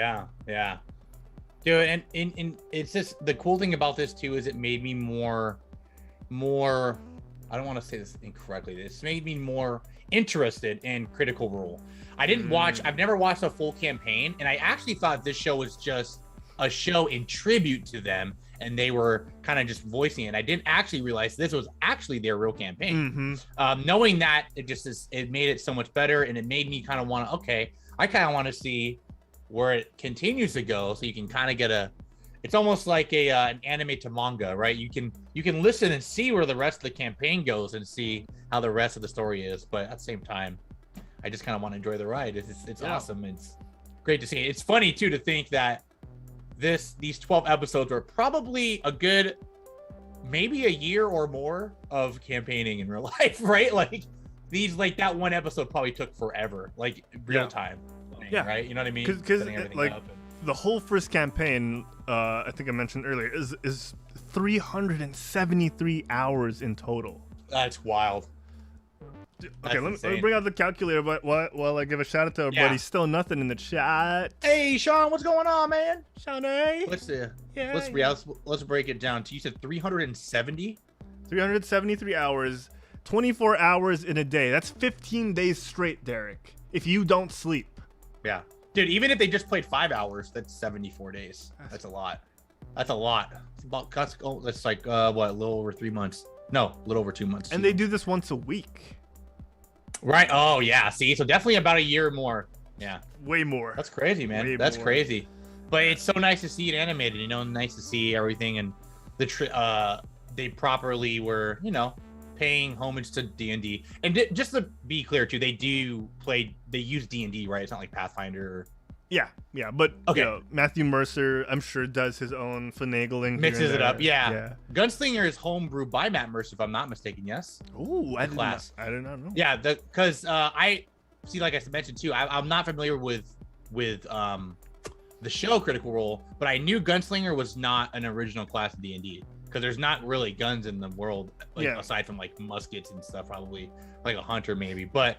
I saw Gunslinger and I was curious, like maybe I just never looked at the class, and then I read that Matt Mercer actually made that class for that campaign. Oh wow, for Taliesin? Yeah, for Percy. Wow. Yeah, there was such a cool class too, man. Like it's really well balanced, it's not over crazy. Because when you homebrew stuff, you got to be careful. You don't want to. You don't be the OP guy that just wrecks everything. Yeah, and you also don't want to be the weak person, so it's really cool. Yeah. Oh, okay, Derek. Yes. What did you think of how the Briarwoods were revealed? Because I had no clue who they were, but the second I saw that carriage, I was like, "There's something here. Like, what's going on here?" And then aside getting turned on by Matt's voice, Silas. Yeah, right. Silas was great. I thought it was werewolves at first. I'm not gonna lie. I don't blame you. It was really mysterious. Strength. Yeah, and you saw wolves and like strength. I'm like, okay, but then. You kind of saw the eyes glow a little bit, and I was like, okay, maybe there's a little vampire, maybe. I didn't get the vampire part until the sword started sucking the blood. Oh, that was cool too. And I was just like, what is this? What's going on? Yeah. And then they explained it in the backstory scene. So, yeah, man, I love it. When you said it's a tribute to D&D, I think it's that as well as just being able to put your imagination onto a cartoon like this. It's kind of the dream, right? It's kind of like when you do a campaign with your friends, you're like, man, this would look so good animated with all the action and all the sword fighting and yeah, right. This is how the arrow pierces his eyeball from 7,000 yards away. Like it's how, like they're able to pull that off, and it's great that it doesn't feel cringe. Right. No, yeah, at all. Yeah, not at all. Because there's so many ways this could go wrong, and one thing shows like Harmon Quest are able to do is they're able to kind of stylize that, so it tempers your expectation of this isn't going to be one like ridiculous epic movie. It's going to be stylized, but no, Vox Machina, the Legend of Vox Machina, the whole team that they assembled was able to put this spectacle in front of us. And I don't even want to get to the fact that they raised how many millions of dollars when they were expecting like 500,000 or something, or 50,000. Right. That's a whole other story. But like, this is an amazing feat, not just narratively but artistically as well, to capture all of this and have it look as good as it feels. Look as good as 100%. Yeah, as the story demands it. So it's really nice. Like. One example I could think of, Derek, is the room with the acid, like typical villain trap, Yeah, definitely. You are on the edge of your seat. Yeah. Oh yeah. Like, I can't even imagine how that must have been in the campaign. Like, yeah, you guys are about to die. Like, you need to do something now. Like, figure it out. You know, it's like, okay, hold on here. Yeah, it's edge of your seat is a perfect way to put it. And you know that's a good thing about it. I feel like even if you're not a D&D fan, you guys are gonna enjoy it. It's like it's funny, it's well written, it's funny. If you just like adventure type stuff, you'll enjoy this. Comedy even. Jeez, it's hilarious. It's really all the way good. to the end. Yeah. I think it was either Taliesin who voices Percy, or I think Sam who voices Scanlan. One of them was saying like, this is the first time I put something out where my mom called me up and actually said like, oh, I saw your show. This is what you do. Like, it was something like that. And it was like, that's cool. That makes awesome. sense, right? Because if you voice multiple things for a living, whether it be video games or shows, you're not always going to be the headliner. And you're not always going to be like, 100%. Oh, I voiced this little side character at the bar for like 3 seconds. You're not going to send that off to someone. Yeah, right. So yeah, that one barkeep that gave that drink, that was me. You know what I mean? So like it's cool. Like, I was the taxi driver in Ghostbusters. Yeah, like, right. Extreme right. Ghost. You know, like, you're not gonna. Yeah. So Cool. It was a cool story to hear. That's awesome. That's awesome. I want to ask you, Derek. We're so full of praise for this show, and everyone in the chat. I know a lot of you guys have watched the show. Skirtso says, yeah, there are homebrew stuff. Yeah, I'm sure there's a lot of homebrew in Critical Role. I want to ask, you know, since we're so full of love for The Legend of Vox Machina, before we talk more about what we love, what did you like the least? Let's get that out of the way. What did I like the least? You want me to start? Yeah, go ahead. Yeah. It's not that I hated it. It's more of, it was a necessary evil. Or not evil, but it was a necessary thing that they had to do, was establish them as a team, but still uncoordinated and barely surviving their first encounter with Brimscythe, the blue dragon. Like, it was necessary, right? You had to establish their growth, and to have growth, you have to start somewhere. But it took them those first 3 episodes, to get to Brimscythe, kill him, and all of that stuff. Spoiler alert. And then we get the Briarwoods. So it felt like Brimscythe's arc could have been a little more meticulous. But because that's the thing, though. They didn't waste time, and I appreciated that. They didn't make it more than it should have been. So it was a bit of a... I guess what I like the least is how it made me feel. Like, I didn't get enough time to hate Brimscythe, but at the same time, I loved getting to the Briarwoods already. So I just felt like I can see what you mean by that. I think I originally thought that way too. And yeah, like you said, you didn't get to really see too much backstory on why the dragon was doing this. Yeah. But I feel like I'm actually curious to the point where maybe, like, for me, what lifted that was the last episode when you see the 4 other dragons flying in. Yeah. So and you know, you had that rug in the beginning that had 5 of them. So I'm like, oh, they killed one. So maybe this was like some cult they were trying to do, and they ruined it, and now they're coming to get revenge or something. I do hear what you mean, though. The arc, that little arc, which seemed like it was going to be stretched, was very short. You definitely, like, you know, they had a whole 2 episodes dedicated to that arc specifically. And yeah. But I agree. Oh man, I think like there's not a lot to not like. Yeah, it's tough. I can barely think of anything except the bear thing. Like, if I had to, that's the only thing I would have loved to see more. But I understand from an animation standpoint, sure, you know, it'd make it. But I would have loved to just see. I mean, for me, in that case, if they weren't going to do it, they should have just not introduced the bear, because it didn't really. I feel like having the bear not there would have not changed it at all. Like, you didn't really do something that was really out of the way. Trinket. You know? I like love Trinket. it, but I love it. I would love to see more, but like I kept thinking, like, did the bear do something specifically where like he had to be in the series? I'm like, he was just kind of there, like, you know, chilling outside by the tree. I felt so bad. Like, man, this guy, an adventurous bear, get him out of there. He's not even sleeping indoors. Yeah, I know. He's chained up to a tree. It's scared of the ghouls. I mean, I guess in a way too. I mean, if I were to really, really be nitpicky, I kind of didn't like how OP Pike was, I guess. Oh, okay. You know, she had her Okay. own she had her own solo arc where she was able to go off and kind of get like strong as hell. And I she came get back. it. I know. Yeah. And I know people watching that play D&D. I know clerics are badass. They are. Clerics are insane. But like, it's just kind of it was kind of like sad to not see everyone else kind of get to some sort of level that much better. Mhm. Except for, you know, I mean, they mentioned it too. They're like, yeah, Pike's the strongest. Like, oh yeah, we know.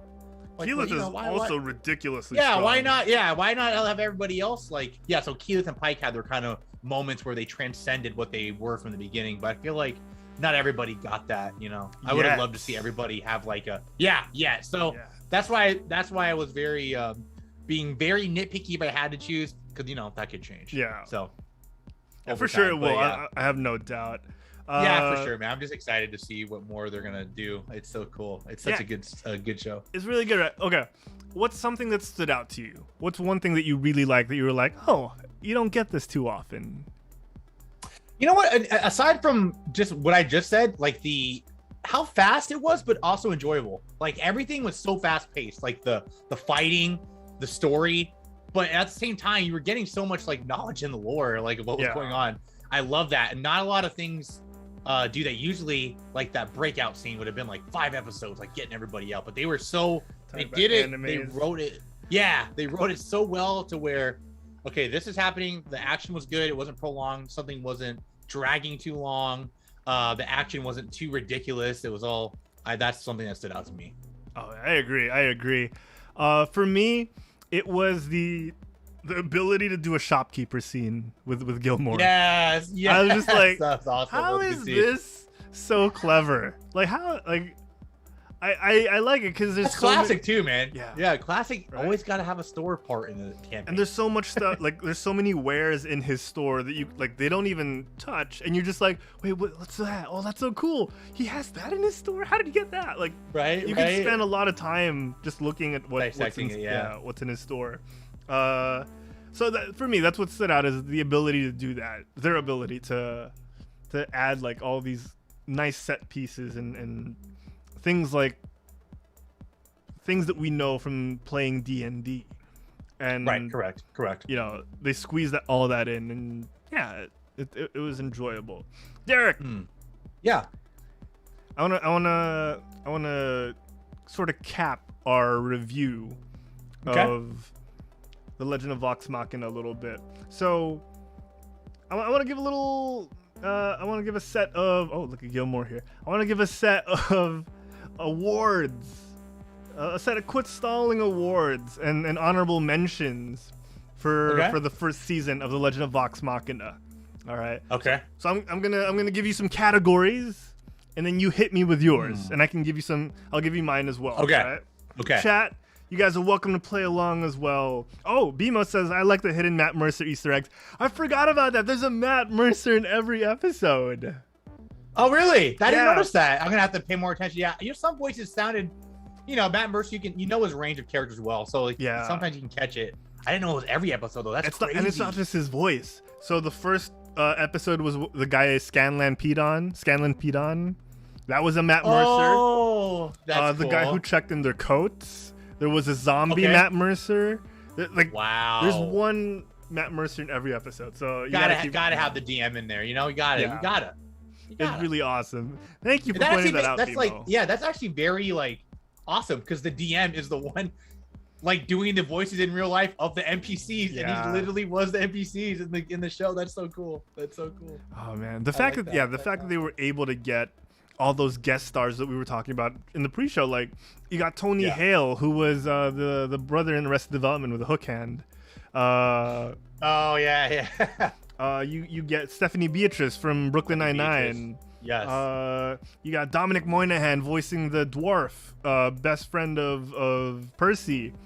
You know, Dominic Moynihan was I think Pippin from The Lord of the Rings. Or is he married? Dude, even Carrie, Carrie Payton, the king. He's a lot of voice stuff. From The Walking Dead to the voice of Aqualad. Yes. Yeah, Aqualad. Yeah, dude, I was like, I know this voice. It's so distinct. I know this voice. It's very regal. Very regal. Yes, very regal. All right, Derek, we got some awards to give out. Hit me with your nominee or your awardee for best fight. Oh, best fight in the series. You want me to start? I can start for you. Go ahead. Yeah, go ahead. All right. Go ahead. I'll start with my honorable mention. Honorable mention: the Brim Scythe fight inside his lair for showing so much D&D-ness. You got things like I'd like to rage to all the deception and the loosey-goosiness of how combat could work, someone clinging from the ceiling and all that stuff. It was amazing, and it was a great initial big first boss fight in the show. Okay. My actual awardee is the fight against Professor Byron Anders. Because this the Silver Tongue scene? Yes, the Silver Tongue fight. Because the stakes were so high. Anders was the, Briarwoods, they're devious, they're methodical, they're evil. Yes. But Anders was the villain with the most emotional and intimate connection to Percy and the Dorolos and Cassandra. And that adds so much more emotional weight compared to all the other fights. Yes.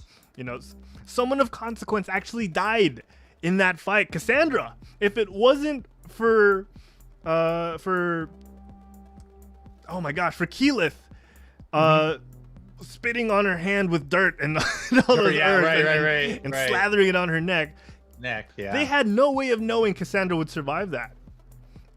And it was so harsh to be introduced to that character and then have her taken away almost immediately, and the fact that whole Silver Tongue thing, not only did he have golems, he was able to get the rest of the crew to fight against Percy. That felt impossible to get through, and somehow they did. I still don't understand how exactly it all worked. Right. For me, that was the best fight because of how complex it was. Yeah. That's a good fight. I almost had that as my number one, but that was my honorable mention. Okay. The Silver Tongue, like you said too, I liked how it was a fight against the team. That's always a good fight because you gotta fight them off, but you also can't kill them. You gotta be careful, right? So, and I just respect that campaign wise. Like it's just you're keeping your team on its toes, so to say. So I like that, but. In fight scenes, I do like very crazy fights. I like seeing showcase powers, and I call it the Thor scene from Endgame when Pike came down in her astral form and just literally obliterated like half the army, and then dude, that whole fight is so epic. I loved it, and then she gave everyone blessed weapons. Everybody was just like, you had Grog just like axing the giant's head, just like, bah, bah, bah. Dude, it was just that fight. I loved how everyone was there kind of pulling their weight, and it was just so cool. I loved it. The townspeople, also the rebels fighting alongside them, trying to fend I just like that because it obviously, like, we knew Pike's gonna show up sometime, but it was so cool. I just love that feeling, like when you saw that fight, you're like, damn, that's cool. That was cool. Pike came at the right time. Just like Thor, it's enough time to make you forget that she's gonna come in at any time, right? And then you get that beam of light. The beam of light hit, and they all, then she just helped everybody else, and I love that. And you know what? I think I'll change my honorable mention though. I'll change honorable mention to Scanlan versus the general guy. Oh yes. Because he was by himself, and that was pretty clever. And the Bard crotch, that was pretty awesome. I was gonna say, Bard crotch. I think shot, play of the season was lightning crotch. That was play of the game. That was play of the game right there. Yeah, boom. Oh, for sure, man. Okay, Derek. Next category is actually I think we're both in line with this. Awesomest entrance, and it's gotta go to Pike. There's no. Yeah, I think we both agree there. That was just. That was crazy. Like, the only thing missing was freaking. Oh, man, yeah, that'd been so sick if they played that. Where you had, like, she came down and Scanlan was just, like, singing a ballad for her, like, hey, oh, God. Here comes Pike into the fight. Just like, is so good. man. Oh, man. Yeah, Oh, man. Honorable mention are the dragons at the very end. for Yeah, awesomest dude, entrance. that entrance was pretty badass. Like you're just like, man, dang it, they're gonna end it right there. Why? Why? Damn. And then it made you want more. It's so frustrating. Okay. Next award, Derek. Support Next award. of the season. Background or supporting characters that stood out to you, sir. Oh. All right. For me, Okay. I'm giving the Quiddy. I'm giving the award to Gilmore. I mean, I'm giving it to him and the shop. You know what I mean? Like it's mainly the shop that I'm impressed with, because my God, his array of magical items and all that stuff was just so fun. And I think also Gilmore has the charisma, and the way he interacted with the team, especially Vax, was super cool. So I have to give it to Gilmore. Like he stands out. You know, as a shopkeeper that could just be a generic, all right, here, take your things. No, he was this, as the crew were calling him, a zaddy. You know, he was Zaddy. Yeah, he was a zaddy. Yeah, So I like that. Gilmore and his store for me. How about you? This is hard. I think I'm gonna go on a limb. I'm gonna give the support to Scanlan, actually. I think No, Scanlan's the main character though. Scanlan's the main character. No, you gotta give it to one of the background characters. You know, I like the thought though, but you know, we gotta give it to you know what? No, a member of Vox Machina. I'm gonna give the support to all the priests at that temple, because without them, Pike would have not got her thing figured out, and she would have never came back. I agree. Yeah, like those Man. priestess and the acolytes in there that were helping her. Props to you guys. Yeah. You know what I mean? They were constantly just like pushing her to try to get it, and she got it. And I feel like she needed that, or she wasn't gonna be there for her team. And it wasn't what Unsung you would heroes. expect from a secular group. You know, it wasn't, oh, you gotta follow the light all the way, or else you know it's gonna abandon you. It was really like trying to find who she was, and they were very supportive of that. It wasn't, this is the only way to do it. It was, you're not true to yourself, are you? Right. Which is I pretty- like what Bebo says. If only they didn't drop all the loot they got from him. That's so true. They dropped every so sad. every single Like I piece feel of like loot they in the got from campaign Gilmore. that had to have been a crit miss, right? Like it had to have been. Yeah. It had to have been like you can grab it, roll for it, it's flying in the air. Nope. One. It falls down and you lose everything. I love. I just like in my head, it was just like, yep, there's a crit miss right there. And it's even in your clip where he goes, "You missed." I know. I think they kind of. There were some scenes too. I think one with the Grog, where they were playing something. He just went in, and they're like, "Oh, that worked actually." Okay, you know what I mean? So I feel like at that time it must have been like some great role like session. Yeah, And, yeah. You know, everything worked out. Oh man. Okay. Last two awards, Derek. Last two awards. We got hit me, man. one for evil epic villain identified for their Ooh. lines. Ooh. I think that's easy for me. It's the demon inside. Inside of Jesus. I can't think of his name. Inside right of now. No Mercy, Percy. Yeah, I had to be, man. The lines, what did he said this one line? I can't remember what it was, but dude, he was just that voice, that sinister voice, and like, this is my kill. Like that was, like, dude, I love that. He was such a good twist to the team, and having that on the party, I love that. And so late in the game to reveal him, right? Like after they fought the Briarwoods already, is when they have to deal with him. When you think that they're about to get a breath, it's like, no, you're about to get phase 2. Yes, Orthax. That was the name. I was like trying to remember the name. It was Orthax, the demon Orthax. Just having that for me, it just stood out because, you know, you're at first you're wondering what is it. You don't know what it is, but it's slowly pouring out. Yeah. And you finally get it at the end, which is awesome. Yeah, I had no clue. Until he came out, so that was really cool. Right. That was really awesome. Yeah. For me, the evil award has to go to Delilah Briarwood because she gave it Oh, all, good baby. choice. She gave Good it choice. all for her love. All right? And it is insane. And you know, we're all about villains with depth these days. They're not just comical, you know. And sometimes you want the villain who just is ridiculously evil for the sake of being evil. But Yeah.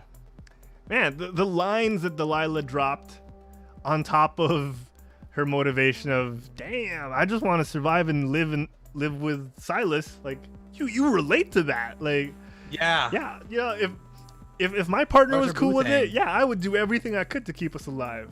But Yeah. Who wouldn't? IRL, She's like the Anakin in this story, pretty Right? much. Like, you know. Yeah. IRL, I think I'd be bored after a couple of decades. You know, like Twilight. Yeah. Style. I'd be like, You'd be like, yeah, I think we lived long enough, honey. I've seen everything. Yeah, right.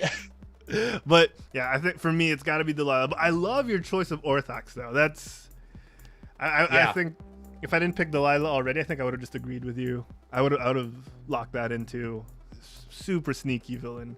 And then the fact very, that very sneaky villain. I should have had like a funniest moment, because when freaking Scanlan throws the gun into the vat of acid and you see Orthox, Dude, yeah. Like, how did you know that was in there? Nope. that was so funny. That was good. Okay, final award, Derek. Here we go. All right. MVP. Oh, okay. Main character, Easy for me. vibin, plus points. Yeah, most valuable player from the main Critical Role cast. Can I make this main character's asset? Can I say Scanlan's hand? Dude, I feel like Scanlan's hand was just so clutch in so many situations, man. Like, without Mage Hand, they would have been screwed. Like, and Yes. just they flipped him off. I mean, I was obviously, if you really want to be serious, I'll choose Scanlan anyways. just Yes. because, Yeah. dude, it's just, you know, as a bard, like, they're definitely the MVPs. Like, he was the main diversion in the dragon. He literally fought the general by himself, crotch-shotted, had the Mage Hand help the whole team lift up, and he was just ripping away. He was like the spirit of the team, man. It was just, Yeah. I definitely wouldn't have given it to anyone else, but Scanlan's hand was just, it just came in so clutch, like in moments where like they either pushed something or blocked something or helped, you know? So amazing. It really, they wouldn't have survived the acid room if it wasn't for Yeah, without Scanlan's it. hand. Exactly. Yeah, right, exactly. So that for me, Scanlan's hand. I gotta agree, man. For me, it was Scanlan too, all the way. You know, Yeah. he's a Oh, scene yeah, stealer. Yeah. You know, even though the whole season was supposed to be about, you know, No Mercy Percy, Pike had her badass super entrance and her own side story. Yes. Keyleth always managed to save everyone when they needed her the most. Actually, Keyleth is probably for me the actual MVP if it wasn't for how much I love Scanlan. Yeah. Yeah. But there's no denying how much Scanlan adds to the show itself, not let alone the team. And he really helped, like you said, he helped set the tone for the world. You know, He did. He really did. and I think that really makes him the MVP of the show, because it's hard to be a bard, and I didn't mean that to rhyme.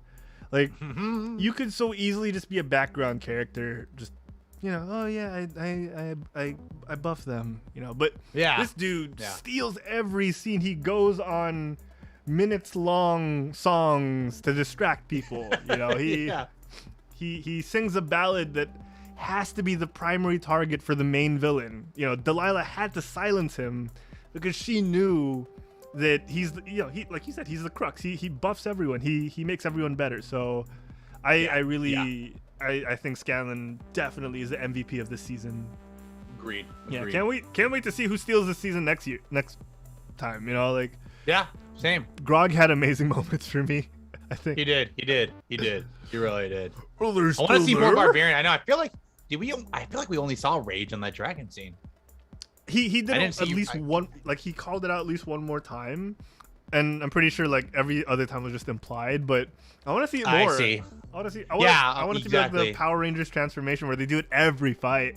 Right. I want more lighty dighty, you know? Or yeah. Oh, you did. Dighty. Yeah. I think a funny thing they could do for the next like for when it does happen, is he barges into the scenes and he's already midway saying rage. Like you don't have him say the whole thing. That'd be or be like good. I That'd would be like awesome. to, and then he runs off, and you just hear him go rage. That'd be pretty fun. There's got to be some funny moments that are gonna come. In future episodes for sure. And that's the beauty of this, right? There's so many things they could play with, and the sky's the limit for what they want to do, except for I guess animating animals. So yeah, please do more. I want to see more druid animals. That's why I like druid so much, because the transforming, I loved it. Like, yeah. Okay, so Derek. awesome. Oh yeah, transforming into a rhino was cool. Scanlan again. Okay, buddy. On a scale of 1 to 10 mage hands, I think we should do zipper twats. 1 to 10 zipper twats. I'm gonna edit that out in post. There we go. I like that. How many would you give the first season of the Legend of Vox Machina? The first season is easy for Sensei to rate, and I will give it one more higher than an 8. See how that rhymed? Give it a 9. Easy 9 out of 10 for me, man. It was so good. Everything was there. Writing's great. Story's great. Action's great. Comedy's great. 9 out of 10. No questions asked for me. How about you, my friend? Chat, let us know as well. It's a series too early, but I agree with Skirt. So it is a mighty 9 for me as well. 9. All right. Well, it does take 2 to 3 episodes to get to the main story, but like I said, every second is still enjoyable, right? It makes you want more. Even though you feel some twists coming, the others are actual surprises, and each one are just as welcome. Yeah, and it's all a testament to Matt Mercer's creativity for the original campaign, as well as the original Vox Machina team, and also the skill of the writers and artists that they assembled to make the show what it is, right? Yeah, that writers room worked so hard to filter parts of 373 hours, parts of those hours into a digestible 6 hours, and that's amazing. And I think, Derek, it'd be irresponsible to not mention again how good the vocal performances were of the cast. You could actually take it for granted because you already know each member of the main cast is going to deliver. And they also managed to get a star-studded lineup of guests who are veterans, from Grey Delisle. She has a different last name now. The voice of Vicky and Azula plays Delilah Briarwood. You got people like that. You're gonna have all the ingredients for an amazing recipe. So for a casual that barely knew anything about the Legend of Vox Machina, or Critical Role to begin with, this show is something I'll probably actually rewatch quite a few times over the coming decades. Like this is set an unrealistic standard for D&D shows moving forward. It's gonna be crazy to see how things go from here. Yeah, 100%. Yeah, I'm so excited to see more. Just sad, those 20-minute episodes, they fly by, man. They're so quick. We only want more. We can only hope for more. Definitely, and I can't wait. Now that they've partnered up with Amazon and they don't have to rely on on fan money. Although I'm pretty sure fans would still pour all their money into this if they could. It's 9 out of 10, an emphatic 9 out of 10. It's probably the the mightiest of 9-iest 9s that we could ever give a show. Mightiest mage hand ever. Oh man, I just remembered too. I just now thought of like when Scanlan was literally flipping off the guard and he was like blocking the attacks with his middle finger. He's like, that was so funny. Whenever they give the finger, it's so funny. It is. There was one scene when they were locked in. It was Scanlan and Vax going. Yeah. Like, it was so like it wasn't animated smoothly, which added so much to the hilarity of the scene. Yes. And they had those faces like. They had those pouty faces like, how about this? You want this or this? It's so funny. I love I love it. It was so good. Scherzo, you are hilarious as always. Derek, yeah, you're unfamiliar as I was. The Mighty Nine are actually the name of their team in the, I think, subsequent season of Critical Role. So if we got Vox Machina for their first campaign, the Mighty Nine was their team name for the second campaign. So that's oh, yeah. I see. Yeah. It's clever, man. Scherzo, this guy. Oh man. All right. We packed a lot in these 2 hours, Derek, and I hope we did. Yeah, we got through a lot of stuff. A lot. Whew. Man. But we got to end here. As all episodes must. We have to end here. So we want to thank everyone. Let me change the background music here. We want to thank everyone for tuning in. We appreciate every single one of y'all. So we do this. Thanks to everyone who followed us, who subscribes to us. Yes, thank you guys. You guys are amazing, and we appreciate you all for chatting with us live. Like Sean, Scherzo, Bimo, Elgin, who was here earlier as well. Francishu, our ever awesome friend. Thank you guys so much for tuning in. For all of you who listen to the podcast while you're cooking, cleaning, washing dishes, and so on and so forth. Appreciate you guys so much. Derek! Josh! Subscribers like Francis are near and dear to our hearts. Human Panda 22, Bimo King of Appreciate you guys. and everyone else. Love you guys so much. All our followers like Nap, Enders Gaming, Arganismir, Jessica Castro, and so much more. We thank you all. If you guys want to get more Quit Stalling and the Quit Stalling Geekcast, Facebook.com/QuitStallingUs or Twitter @QuitStallingUs. We're also on Instagram @QuitStalling. More stuff starting to come out there. So check it out right now. Check it out right now. YouTube.com/QuitStalling and of course Twitch.tv/QuitStalling. Derek, where can the folks at home catch you when they want to head to the dojo? When you guys want to see me at the dojo, you can follow me right here at Sensei Humor on Twitch. I stream Monday to Fridays. You guys can see me playing some spoopy games, maybe some different type of things. So go ahead and check me out there. I also have a Twitter, which is Sensei Humor with _. Everything else, such as YouTube and Instagram, is also at Sensei Humor. I would appreciate if you guys could stop by and just say hello. But other than me, Harold, where can they find you at, my friend? You can catch me drinking Gatorade No Sugar at Herald Plays on Twitter and on Instagram. Gatorade No Sugar, baby. No calories. Electrolytes. Gatorade No Sugar. Electrolytes. Move your everyday. Derek. Yes. People can see all my content there.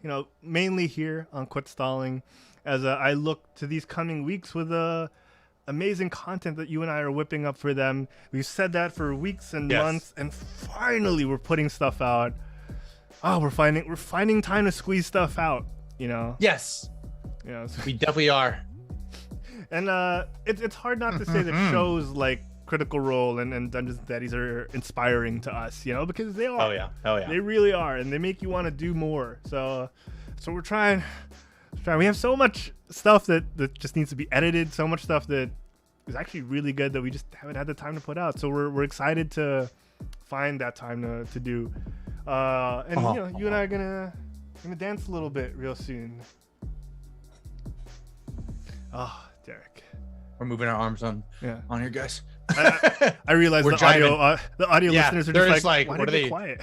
Why do you get quiet? Yeah, we're dancing here. Why do I hear though? No, yeah, they just hear. Oh man. Well, that's it for us, Derek. Yeah. Take us away, brother. All right, guys. We appreciate everybody being here, hanging out. Thank you guys for all the love.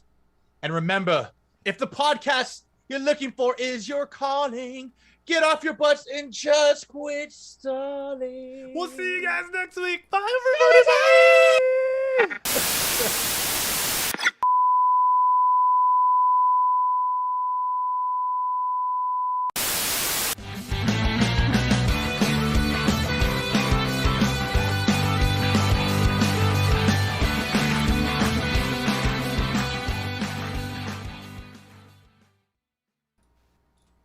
Quit It started. That was good. I like that one. All right, Sensei is a bard for our campaign confirmed. Like, Oh man, you one have class to be I've the never bard. played.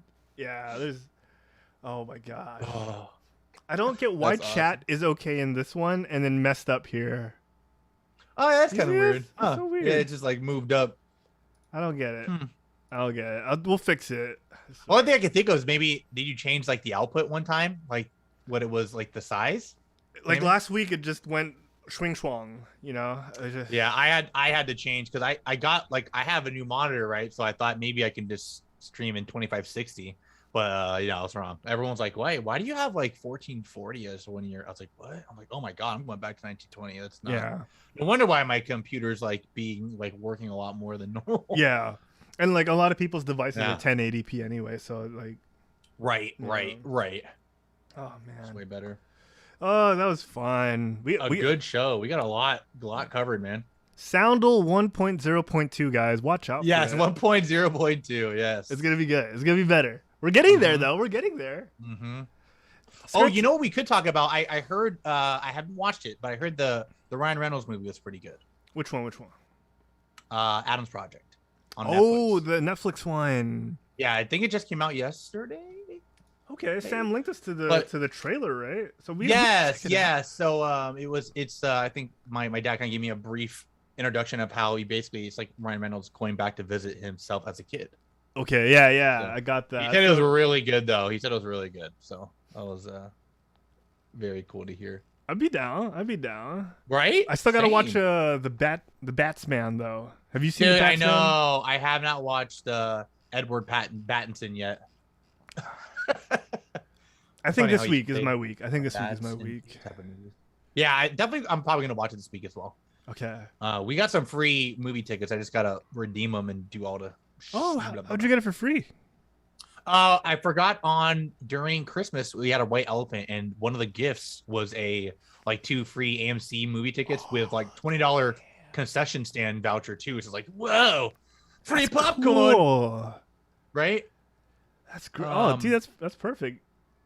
Do you feel confident eating popcorn at a theater nowadays, like in the Seattle cinemas? Is it better now? Is it safer? Yeah. Oh yeah. Okay, Dude, they that's actually they lifted our mandate off mask. It was kind of interesting. Ooh, I'm not sure why, but Yeah, it's been pretty crazy. that's a little scary. I think in the theater I'd feel safer because people would be far from you for sure. But like in public, I'd still be scared. Right. Yeah. In Yeah. like a bigger public setting, I'd be scared. Yeah, enjoy yourself, man. Mm-hmm. Right. Oh, I can't wait. I'm excited because people talking all sorts of good stuff about the Batman movie, so I'm pretty hyped. Yeah, dude. I know. I've been hearing great things about it. Like, and the only bad thing I've ever heard was like, it's good. It's not great. Like, I haven't heard of like it's bad. People are because like I said, I've seen some people comparing it to Dark Knight. Some people have said, I don't think it's comparable to Dark Knight, but it's still a good movie. Yeah. I'm like, that's good. That's good. You know? And people at least are saying you're going to remember Robert Pattinson as the Batman and not Edward. So it's like, that's Oh, Yes. interesting. I guess we shall see. We will. Yeah, right? Okay.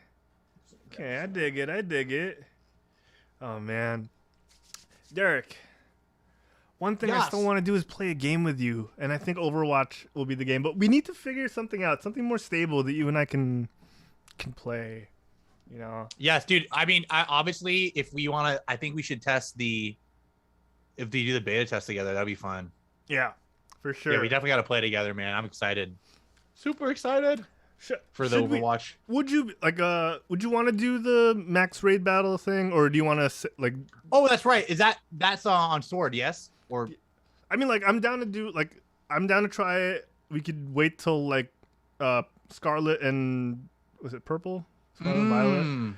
Like, I just want to try stuff. You know with what it. I would be down to is the week before the beta. If you want to run some Overwatch, I can do an Overwatch week on So we on can chat on practice stream. a little bit. Yeah, just to kind of play, get in the zone again. You know. Okay. Yeah. Okay. You know. Okay. I like it. I like it. Let's assemble the team. Yes. We gotta get 5 people. 5 people. You know, Malaysia. When I lived there, this is how when you say 5 or when they say 5, like this is they do this hand gesture. Oh, really? Yeah, it's like 5. Like 5. And then the currency is called ringgit. So 5 ringgit. 5 ringgit. And just like, I never got why. Like, I never bothered to ask. Oh, yeah. Right. But I'm assuming it's like the 5 fingers and then like this is the emphasis. Am I talking too much? I'm sorry. I'm sorry. Yeah, so I feel like it's just like for like 5 fingers emphasis. I don't know. Like, yeah, that makes sense. That makes sense. It's not the Italian, like this, but oh man. All right, brother. That was a fun episode. Yes, it was. Fun indeed. Yeah. I hope Chad enjoyed. And I got 2 clips of Soundle to put up on the socials this week. Yes. I'm trying to figure out what bed music I could put for Soundle, because it has to be one that I could. You could do maybe like, depending on what we do for that week, it could be something from there, like, but super like something Marvel. You could play like the Peggy and Captain America song.